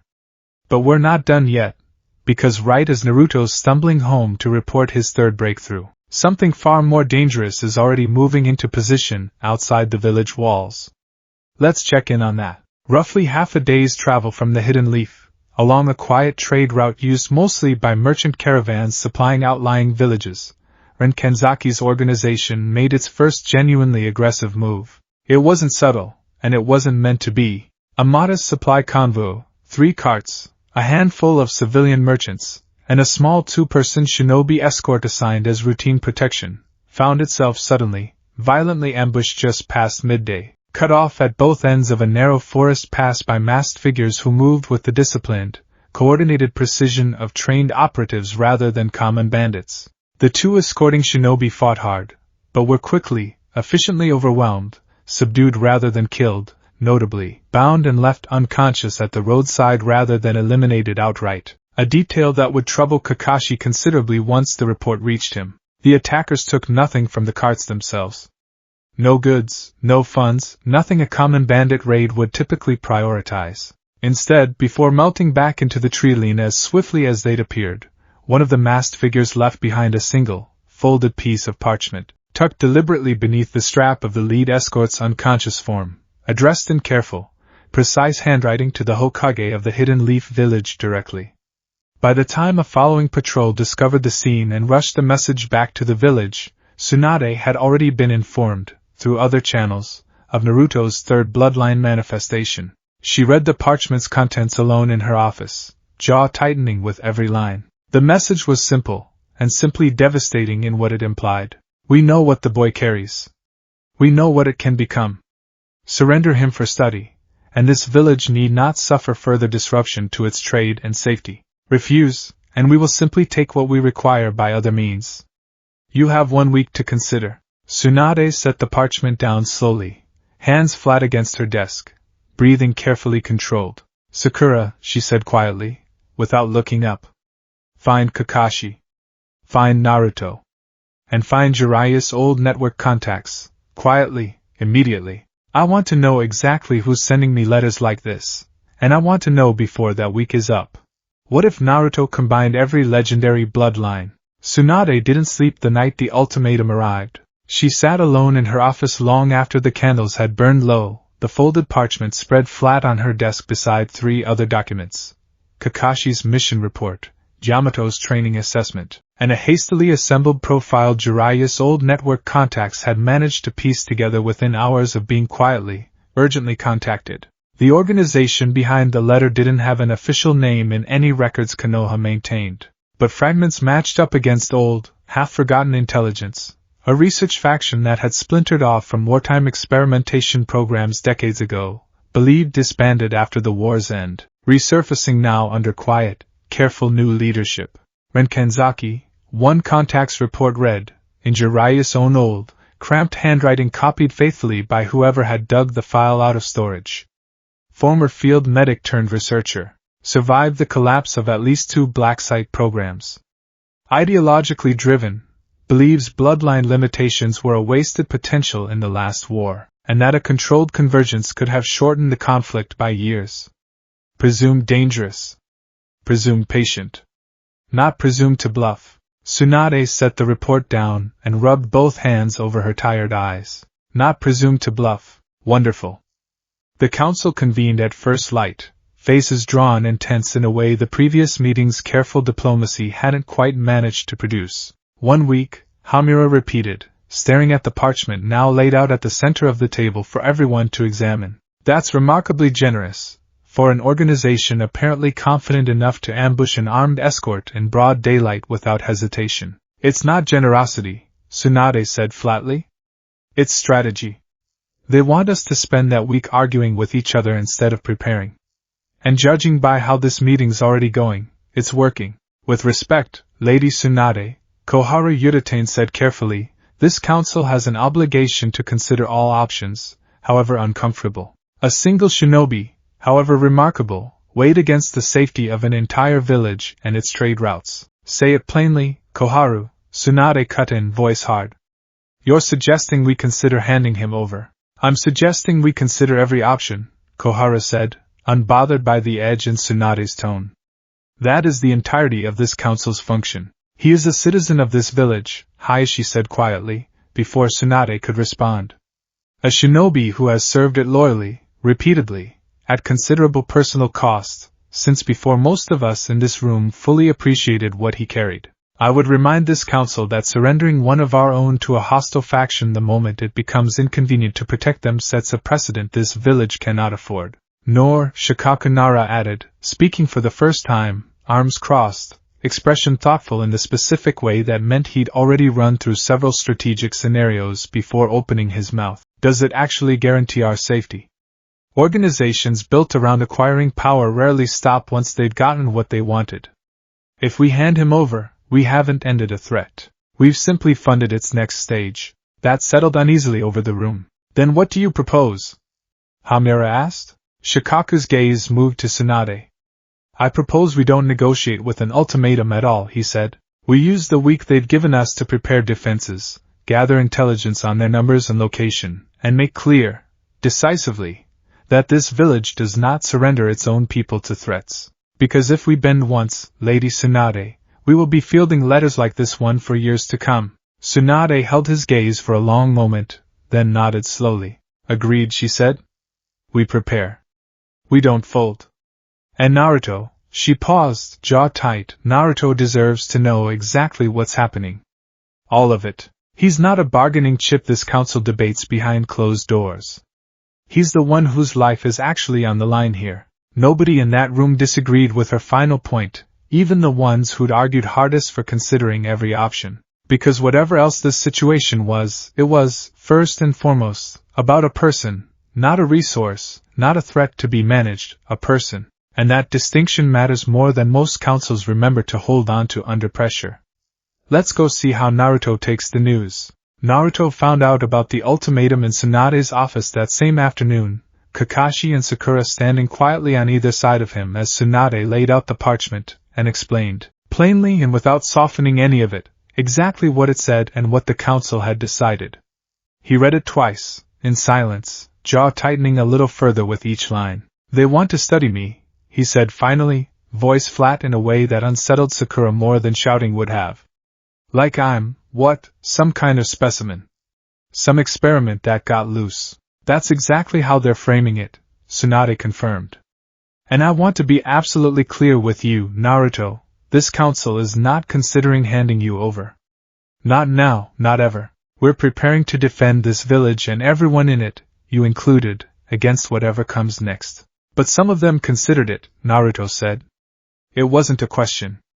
I can tell by how you're saying that. Some of them actually thought about it. Tsunade didn't lie to him. Some voices raised the option, yes. It was rejected unanimously in the end. But I won't pretend this council speaks with one voice on everything, Naruto. It never has. Naruto was quiet for a long moment, staring down at the parchment, at the careful, precise handwriting that had apparently come from someone willing to ambush an armed escort just to make a point. I don't want anybody else getting hurt because of what's inside me, he said finally, quiet and heavy. Those two shinobi that got attacked, that's already on me, isn't it? Even if I didn't ask for any of this. No, Kakashi said firmly, before Tsunade could speak. That's on the people who chose violence to make a point, Naruto. Not on you. You didn't ambush anyone. You didn't send that letter. The moment you start carrying blame for choices other people make, you'll drown under weight that was never yours to hold. Naruto looked up at him, something in his expression easing, just slightly, at the certainty in Kakashi's voice. I still don't like it, he muttered. Feeling like the reason this whole thing is happening at all. None of us like it, Sakura said gently, stepping closer, resting a hand briefly on his shoulder. But you're not facing it alone, Naruto. That's the difference this time. Word of the ultimatum spread through the village faster than Tsunade would have liked, though she'd expected nothing less. Shinobi villages ran on information the way other places ran on trade, and an armed ambush along a supply route wasn't the kind of thing that stayed contained for long. Reactions varied more than Naruto expected. Some villagers, predictably, grew nervous, quiet conversations trailing off when he passed, a few overly cautious glances from people who never quite shaken their old, unfair suspicion of him despite years of evidence to the contrary. But far more, to Naruto's genuine surprise, responded with something closer to quiet, fierce solidarity. Tucci refused to take payment for his ramen for the better part of 3 days, waving off every attempt Naruto made to argue about it. "Consider it my contribution to the war effort," he said gruffly, sliding an extra-large bowl across the counter. "Eat up. You'll need your strength." Konohamaru showed up at his apartment unannounced one evening, uncharacteristically serious, insisting on training extra hours just in case boss needs backup. Iruka organized informal community patrols around the academy district, quiet and unofficial, simply extra eyes watching for anything unusual. Even a few of the older, more traditional clan elders who'd been notably cool toward Naruto over the years sent formal, if stiffly worded, messages of support once the full details of the ultimatum became known. It didn't erase the fear entirely, but it reminded Naruto, gradually, of something he'd nearly let himself forget under the weight of the past 3 weeks. This village, whatever its flaws, whatever slow and complicated history it carried, had genuinely, finally become his home. And homes, it turned out, tended to defend the people who belonged to them. There's something worth pausing on here. For a kid who spent so much of his childhood feeling like an outsider in his own village, watching that same village rally around him now hits different. It's easy to forget, with everything else going on, that this story's still fundamentally about belonging. But don't get too comfortable, because the danger circling this village hasn't gone anywhere. Let's check back in on Rinkenzaki. Rinkenzaki received word of the council's rejection 3 days after her ultimatum's delivery, relayed through a runner who'd intercepted quiet whispers from a merchant contact embedded within the Leaf's outer trade networks. She took the news with the same unreadable calm she took most things. "They refuse," Isabu confirmed, standing at careful attention across the low table where Ren had, once again, spread out every scrap of intelligence her scouts had gathered over the past 3 weeks. Council vote was unanimous, according to our source. "They're preparing defensive measures instead." "Predictable," Ren said unbothered. "I didn't expect them to simply hand him over." The letter was never truly about negotiation. Isabu blinked. "Then what was it about?" "Information," Ren said simply. "Their response tells me exactly how seriously they're taking this. A unanimous rejection means the boy has genuine value to them, political, sentimental, strategic, likely all 3. It also tells me they're preparing, which means our window for a clean extraction is narrowing." She traced one finger slowly along the edge of a rough hand-drawn map of the village's outer districts, compiled painstakingly from Scout 3's weeks of careful observation. 3 bloodline traits active and stabilizing rapidly. If our projections hold, a 4th is likely imminent. We cannot afford to wait for full convergence before acting. The boy only grows more difficult to extract the longer this continues. "You intend to move against the village directly?" Isabu asked, something careful and uneasy in his voice. "Not directly," Rin said. "Not yet. A direct assault against a fully mobilized hidden village would be reckless even for our resources. But there are other ways to apply pressure, other ways to create opportunity." She looked up at him, her expression, for the first time in weeks, showing something like genuine anticipation. "Prepare a small advance team. I intend to observe the boy myself. Firsthand. If what our reports suggest is accurate, I want to see the convergence with my own eyes before deciding our next move." "That's, Lady Rin, that's considerably more exposure than we've risked so far. Some decisions," Rin said, rising smoothly from her seat, "shouldn't be made second-hand." 2 days later, under the cover of a routine border patrol rotation along the village's eastern outskirts, a young Leaf Chunin named Sora Ikeda, barely 3 years out of the academy, still eager enough about patrol duty to take it seriously even when it meant early mornings and mostly uneventful walking, spotted something that made his blood run cold. A figure stood at the tree line roughly 200 meters beyond the outermost patrol markers, still and composed, wrapped in a plain, unremarkable traveling cloak that gave away nothing about rank, allegiance, or intent. Not hiding, exactly. Simply standing, watching the village walls in the distance with an air of quiet, unhurried patience that felt, somehow, far more unsettling than if the figure had been actively sneaking around.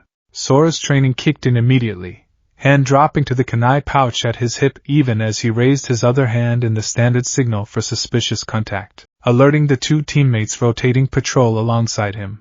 "Identify yourself," he called out, voice carrying with more confidence than he entirely felt. "This is restricted patrol perimeter. State your business." The figure turned, unhurried, revealing a woman's face beneath the cloak's shadow, sharp-eyed, composed, entirely unbothered by three-armed Chunin now converging on her position with weapons half-drawn. "My business," Rinkanzaki said calmly, "is simply to see something for myself. You needn't be alarmed. I have no intention of engaging your patrol." "That's not exactly reassuring, considering what happened to the last escort your people ran into," Sora shot back, steadying his stance. Something that might have been the ghost of a smile flickered across Ren's composed features. "Ah. You've heard about that. Good. Then you'll understand I mean precisely what I say when I tell you this. I have no interest in fighting you. I came only to look. And now that I have, I'll be leaving." "Not a chance," Sora said, signaling sharply to his teammates. "You're coming with us for questioning." Ren's expression didn't change at all.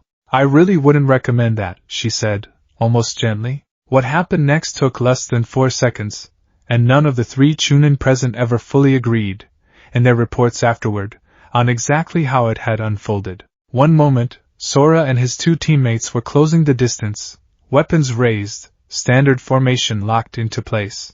The next, all 3 found themselves abruptly, inexplicably restrained, chakra threads, thin and near invisible, wrapped tight around wrists and ankles, pinning them in place without a single visible hand seal or obvious jutsu having been performed at all.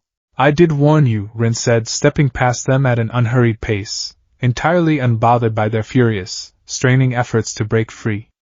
"You'll be released within the hour. No lasting harm intended, provided you don't do anything foolish in the meantime." "Who are you?" Sora managed, straining uselessly against the restraints. Rin paused, glancing back at him with something almost like genuine consideration. "Someone very interested in what's happening inside your village right now," she said. "Tell your Hokage, when you're released, that Rinkanzaki extends her personal regards. And tell her," she paused, one last flicker of that unreadable smile crossing her face, "that whatever defenses she's preparing, they won't matter nearly as much as she thinks they will. Not against what I'm actually planning." And then, without any further explanation, she turned and walked calmly back into the treeline, disappearing from sight long before reinforcements, alerted by Sora's teammates increasingly panicked shouting, arrived at the scene at all. And there it is, the first time we've actually seen Rinkanzaki face to face, and honestly, that calm, unbothered confidence is a lot more unsettling than if she'd shown up swinging. She's not just some faceless threat anymore. She's real, she's patient, and she just made it very clear she's not worried about the Leafs' defenses at all. That's not a good sign for what's coming. Let's check back in with Naruto before we close things out. News of the encounter reached Tsunade within the hour, and reached Naruto shortly after, delivered personally by Kakashi with the kind of grave, careful seriousness that told Naruto immediately this wasn't a conversation to brush off with a joke. She just walked up to the border. On purpose? To be seen? Naruto asked, incredulous. That's what the report says, Kakashi confirmed. Restrained 3 of our Chunin without visible effort, delivered a message directly referencing you and Lady Tsunade by name, and left before backup arrived. Whoever this Rinkanzaki is, she's not hiding her capabilities or her intentions anymore. What did the message say, exactly? Kakashi's expression tightened slightly. That the village's defenses won't matter as much as Lady Tsunade thinks they will. Naruto absorbed that in silence, the earlier solidarity he'd felt from the village over the past few days settling into something heavier, more urgent. She's not planning to wait for the week to run out, is she? He said finally. I don't believe she is, Kakashi admitted. Which means we need to accelerate everything, your training, the village's preparations, all of it. I won't lie to you, Naruto. Things are moving faster than any of us hoped they would. Naruto nodded slowly, jaw set with a familiar, stubborn resolve that Kakashi had come to recognize over the years as the specific look Naruto wore right before he decided to stop being afraid of something and start meeting it head-on instead. Then I guess we'd better get moving too, he said. Whatever she's planning, I'm not gonna be the reason this village gets hurt. Whatever it takes to be ready, I'll do it. Kakashi studied him for a long moment, something quietly proud beneath his usual composed exterior. That's exactly the answer I was hoping to hear, he said. Get some rest tonight. Tomorrow, we push harder than we have been. All three of your traits, together, under real pressure. It's time you started training like the stakes are exactly what they actually are. That night, standing once more at his bathroom mirror, Naruto studied his own reflection for a long, quiet moment, blue eyes, steady and familiar, staring back at him. He thought about Rinkenzaki's message. About the two shinobi left unconscious at the roadside days earlier. About the village rallying around him with a warmth he'd spent years hoping for and never quite dared to expect so fully. Whatever it takes, he thought. I'm not letting anyone else get hurt because of what I'm carrying. Not this village. Not the people who finally, actually see me as one of their own. He closed his eyes, reached inward toward that now familiar meeting point of gathered, layered chakra, wood, dojutsu, the still and steady, expansive awareness of the Byakugan, and let it settle, quiet and ready, beneath the surface. Whatever's coming, he thought. I'll be ready for it. Outside, far beyond the village walls, in a modest camp hidden deep within the forest, Rinkenzaki sat alone beside a low, carefully shielded fire, reviewing Scout 3's latest reports with quiet, unhurried patience. 3 traits confirmed, she thought, tracing one finger along the edge of the parchment. A 4th likely within days, based on growth patterns. The convergence is accelerating exactly as the old theories predicted it might. She allowed herself a small, private smile. Soon, she thought. Very soon now. What if Naruto combined every legendary bloodline? Training intensified the next morning, exactly as Kakashi had promised, and exactly as Naruto had, somewhat naively, assumed he was ready for. Again, Kakashi said for what felt like the 100th time, watching Naruto stagger back to his feet in the churned dirt of Training Ground 7, breathing hard, sweat soaking through his jacket despite the early hour and the cool morning air. This time, don't rely on just one trait. Layer them. Byakugan for awareness, dojutsu perception for prediction, would release for defense if you need it. All 3, together, under pressure. Easy for you to say, Naruto muttered, wiping his brow. You try juggling 3 separate ways of seeing the world at the same time and tell me how smooth it feels. I don't need to try it, Kakashi said mildly. That's precisely why you're the one training right now, and I'm the one giving instructions from a safe distance. Naruto shot him a look that was equal parts exhaustion and grudging amusement, then settled back into a ready stance, exhaling slowly, reaching for that increasingly familiar internal space where all 3 traits now lived, tangled together like roots grown too close in the same small patch of earth. Sakura, running the drill alongside Kakashi with a set of training kunai, called out a signal, and came in fast, not full speed, not truly dangerous, but quick enough to matter. Naruto's eyes flared, blue shifting to red, Tomo sharpening into focus even as his peripheral awareness stretched wide, the Byakugan's expansive field settling in at the edges of his vision like a held breath. He caught the angle of Sakura's strike a half-second before it fully committed, roots already beginning to rise from the ground beneath his feet in anticipatory defense, and then his knees buckled entirely, the sheer volume of layered information crashing over him all at once, and he went down hard, catching himself on one palm before his face met dirt. Ugh! He groaned, blinking hard, the world swimming unpleasantly as all 3 traits fought for dominance in his overtaxed senses. Okay. That's a lot harder than doing them one at a time. Sakura crouched beside him immediately, concern evident. You okay? I'm fine. Naruto pushed himself upright, waving off her offered hand with stubborn pride, though the slight tremor in his fingers told a different story. Just needs practice. Like everything else. Kakashi studied him for a long moment, expression unreadable behind his mask. That's the 4th time this morning you've lost consciousness of your surroundings mid-drill, he said. I want you to actually consider something, Naruto, rather than push through on stubbornness alone. What if the problem isn't lack of practice? What if your chakra network is simply approaching capacity faster than expected? Naruto's jaw tightened. You think I can't handle it? I think, Kakashi said carefully, that pride has gotten more than a few talented shinobi killed by convincing them their limits didn't apply to them. I'd rather you hear that from me now, gently, than learn it the hard way in an actual fight. Naruto opened his mouth to argue, then closed it again, some of the fight draining out of his shoulders. Yeah, he admitted quietly. Yeah, okay. Fair. Pushing your limits is one thing. Pretending you don't have any is something else entirely. And that's a distinction even Naruto's starting to respect slowly, one hard lesson at a time. But training's not the only thing happening today. Remember that reunion I mentioned? Let's go check in on exactly who just walked back through the village gates. Sasuke Uchiha had never been one for dramatic entrances. He preferred, generally, to simply appear, quiet, unannounced, and usually carrying some private reason for showing up that he wouldn't fully explain until he felt like it. Today was no exception. He walked through the village's main gate just past midday, dust from a long journey clinging to his traveling cloak, drawing exactly the kind of attention he'd always found faintly irritating and never quite managed to avoid. The gate guards, recognizing him immediately, waved him through with only cursory questioning, and word of his arrival reached Kakashi, and by extension, Naruto and Sakura, within the hour. Sasuke's back? Naruto's exhaustion from the morning's training evaporated almost instantly, replaced by genuine, bright surprise. Since when? Nobody told me he was coming. Because nobody knew, Kakashi said, equally curious. He doesn't exactly send advance notice. They found him at the memorial stone on the village's outskirts, standing quiet and still before the long list of names etched into weathered rock, the way he often did whenever he passed through, a habit none of them fully understood but none of them questioned either. Sasuke!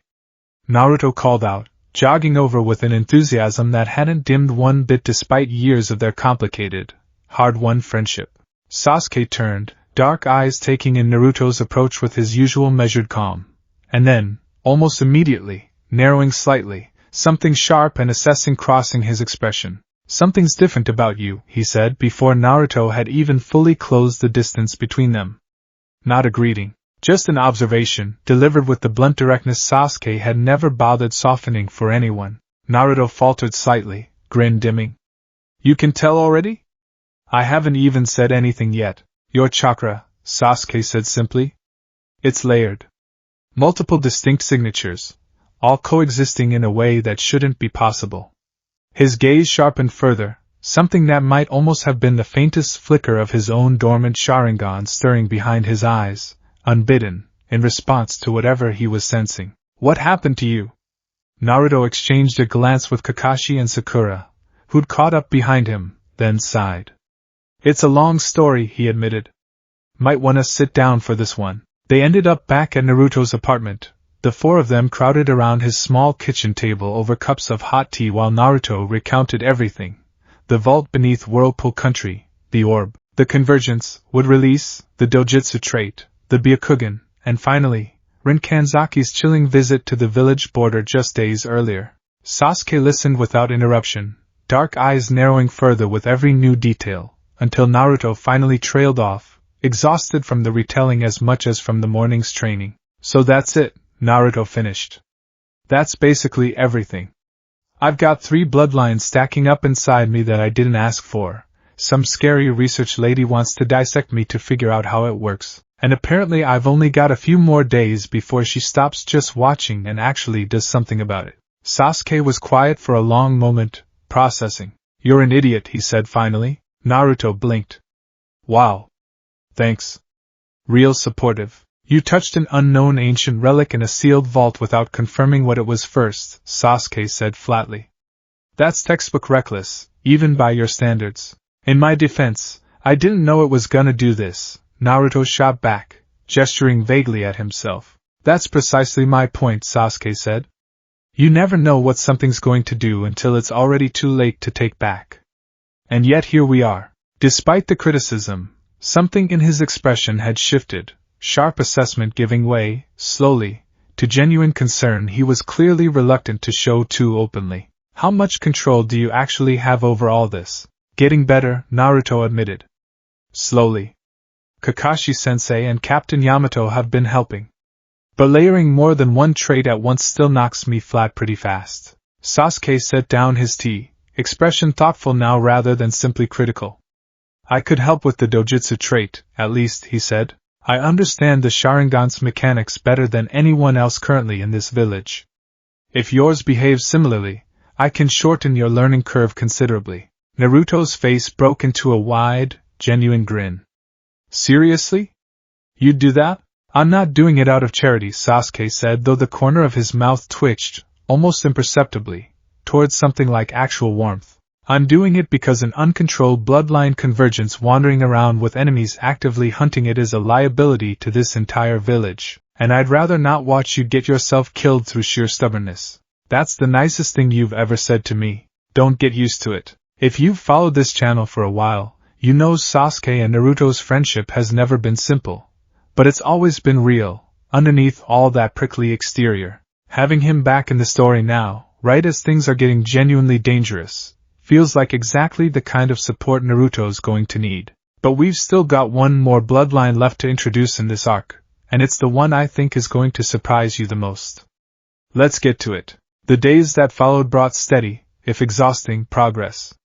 With Sasuke's guidance layered alongside Kakashi's, Yamato's, and the Hyuga clan's quiet support, Naruto's control over his three active traits sharpened considerably, still far from effortless, but no longer the overwhelming, disorienting flood it had been just days earlier. It was during a late afternoon sparring session with Sasuke, full contact this time, both of them pushing harder than they had in months, old rivalry and old friendship tangled together in every exchanged blow, that the fourth trait finally, violently announced itself. They'd been trading blows for the better part of 10 minutes, Naruto's layered dojutsu Byakugan awareness holding its own admirably against Sasuke's honed taijutsu, when Sasuke feinted low and struck high, a strike aimed to test Naruto's guard rather than genuinely injure him. Naruto's arm rose to block on pure instinct, and something beneath his skin shifted. He felt it before he saw it, a sudden, sharp ache blooming along his forearm, deep and unfamiliar, like something hard and cold pressing outward from beneath the surface.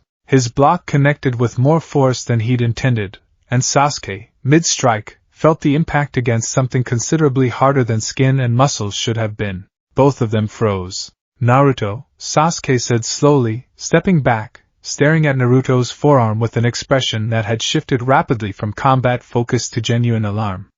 Look down. Naruto did, and immediately wished he hadn't. Protruding from his forearm, just below the elbow, was a smooth, pale, unmistakably bone-like structure, jutting outward at a sharp angle through skin that had split cleanly, almost surgically, to allow it passage. It didn't bleed the way an injury should have. It simply sat there, hard and white and utterly wrong, humming faintly with foreign chakra. What?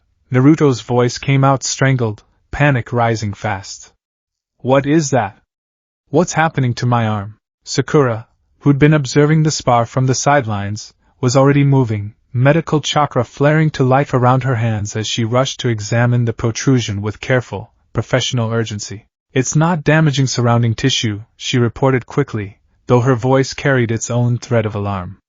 The structure's integrated, like it grew from your own bone, not something forced in from outside. That doesn't make it any less terrifying, Sakura. Sasuke's expression had gone very still, dark eyes fixed on the protrusion with an intensity that made Naruto's stomach twist further. I've seen this before, Sasuke said quietly. Not personally. In records. Kimimaro. He looked up, meeting Naruto's wide, panicked eyes. The Kagaya clan. Their Kekkei Genkai allowed them to manipulate their own skeletal structure, grow bone weaponry, reshape their own frame in combat. It was considered extinct after Kimimaro's death. Extinct, Naruto repeated numbly. So now I've got that too. Naruto, breathe, Sakura said firmly, steadying him with both hands even as the protrusion, slowly, painstakingly, began retracting back beneath his skin, the sharp ache easing as it withdrew. Panicking will only make this harder to process. We need to get you to Lady Tsunade, now? But Naruto barely heard her, staring down at his own arm, now smooth and unmarked again, as though nothing had happened at all, except for the lingering, phantom ache that told him, unmistakably, that something had. This one feels different, he said quietly, more to himself than to either of them. The others felt like, I don't know, like gifts, even if they were confusing. This one feels. He trailed off, unable to quite find the word. Violent, Sasuke said, when Naruto couldn't. The Kage clan's history wasn't a gentle one, Naruto. Their Kekkei Genkai was feared for a reason. If that trait's settling into you now, you need to understand what you're carrying isn't just another tool. It's a legacy built on instinct and aggression as much as skill. Naruto swallowed hard, the weight of that settling over him like a stone. Great, he muttered. Just what I needed. One more thing I don't know how to control. Here's the thing about this particular bloodline that makes it different from everything else Naruto's manifested so far. What release felt like growth, the dojutsu trait felt like clarity, the Byakugan felt like awareness. But the Kage clan's bone manipulation carries history soaked in violence and instinct rather than careful technique, and that's exactly the kind of power that's hardest to make peace with. Let's see how Naruto handles that. Tsunade examined the aftermath of the incident with the same careful, thorough attention she'd given every previous manifestation, though her expression grew notably more troubled as Sakura relayed the details. Kage clan, she confirmed, studying the faint, lingering chakra signature still visible in Naruto's blood work. Fourth trait, active and confirmed. And unlike the others, this one's chakra signature carries something the previous three didn't. What do you mean? Naruto asked, tension evident in every line of his posture. Tsunade chose her words carefully. The previous three traits, would release, the dojutsu ability, the Byakugan, all integrated with what I'd call passive stability. They responded to your intention, once you learned to direct them. This fourth trait's chakra signature reads more reactive. Tied closely to instinct, adrenaline, aggression. It's not going to wait patiently for you to consciously invite it the way the others have. It's going to surface under pressure, in combat, when your guard is already down, and your instincts are running the show instead of careful thought. Naruto's stomach twisted further. So it's basically a loaded weapon I can't fully control yet. Essentially, yes, Tsunade admitted. And I won't lie to you about the danger in that, Naruto. But I also won't let you spiral into thinking this makes you dangerous as a person. A trait reacting to instinct isn't the same as you being uncontrolled. It simply means we need to work harder, and more carefully, on grounding your instincts themselves, not just the traits sitting on top of them. Naruto absorbed that slowly, some of the tightness in his shoulders easing, if only slightly. How do we do that? Meditation. Discipline. Controlled exposure to stress in safe, monitored environments, so your instincts learn to trust restraint even under pressure, Tsunade said. It's not glamorous work, Naruto. It's slow, patient, and frustrating. But it's necessary, especially with everything else circling this village right now. Sasuke, who'd remained quiet through most of the examination, finally spoke. I can help with that specifically, he said. Restraint under pressure isn't a new problem for me. I spent years learning it the hard way. After, he paused, old memories flickering briefly behind his eyes before he pushed past them, after choices I made without enough of it. Naruto looked at him for a long moment, something grateful and a little humbled passing across his face. Thanks, Sasuke, he said quietly. Seriously. Sasuke just nodded once, the gesture saying more than words easily could have. That evening, drained from the day's revelations and the fresh weight of a fourth bloodline settling uneasily into his already crowded chakra network, Naruto sat alone on his apartment's small balcony, staring out over the darkened village rooftops without really seeing them. Sasuke found him there some time later, dropping down to sit beside him without invitation or announcement, the way old friends tended to do. You're quiet, Sasuke observed. Just thinking, Naruto said. About what Granny Tsunade said? About instinct and control and all that. And? Naruto was quiet for a moment longer, turning the thought over carefully before finally putting words to it.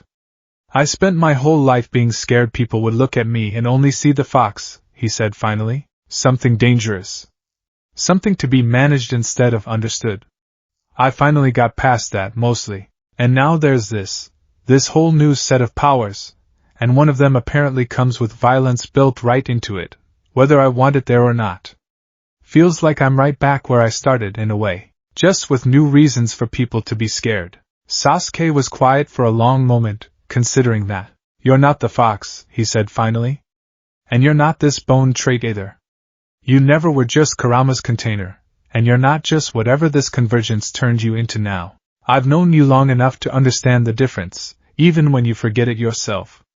He glanced sideways at Naruto, something almost wry in his expression. Besides, if anyone in this village has proven, repeatedly, that what you carry doesn't define who you choose to be, it's you. I'd think you'd have figured that out about yourself by now, of all people. Naruto huffed out a small, genuine laugh, some of the heaviness in his chest easing at the familiar, blunt honesty in Sasuke's words. Yeah, he said quietly. Yeah, I guess I have, actually. Just needed the reminder. Don't get used to me giving them, Sasuke said, echoing his own earlier words, and Naruto laughed again, louder this time, genuine warmth chasing away at least some of the day's lingering fear. Elsewhere, in a modest camp hidden deep within the forest well beyond the village's borders, Renkenzaki reviewed Scout 3's latest report with the same unhurried, patient calm she brought to everything. Fourth trait confirmed, she read aloud, tracing the parchment with one careful finger. Kagaya clan resonance, reactive and instinct-tied, consistent with historical records on the bloodline's behavior under stress. She set the report down, something like satisfaction settling behind her composed expression. The convergence is progressing exactly as the old theories predicted. Faster, even, than I anticipated. Lady Rin, Aisabu said carefully, with 4 traits now active, and the boy under increasingly close protection from multiple clans and Jonin-level shinobi, our extraction window is narrowing considerably. If we intend to act, we will act, Rin said calmly, cutting him off without heat. But not yet. Patience has served this project for 15 years, Aisabu. I don't intend to abandon it now, simply because the timeline has accelerated slightly.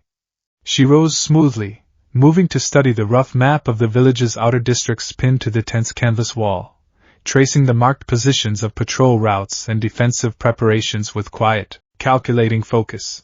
Let the boy keep growing, she said softly, almost to herself. Let his power keep compounding, layer after layer, exactly as that vault intended. The more he carries by the time we finally move, the more valuable the convergence becomes once it's ours to study properly. She turned back to Aisabu, something cold and certain settling behind her eyes. Prepare the compound for a guest, she said. When the time comes, I don't intend to make the same mistake twice by simply observing from a distance.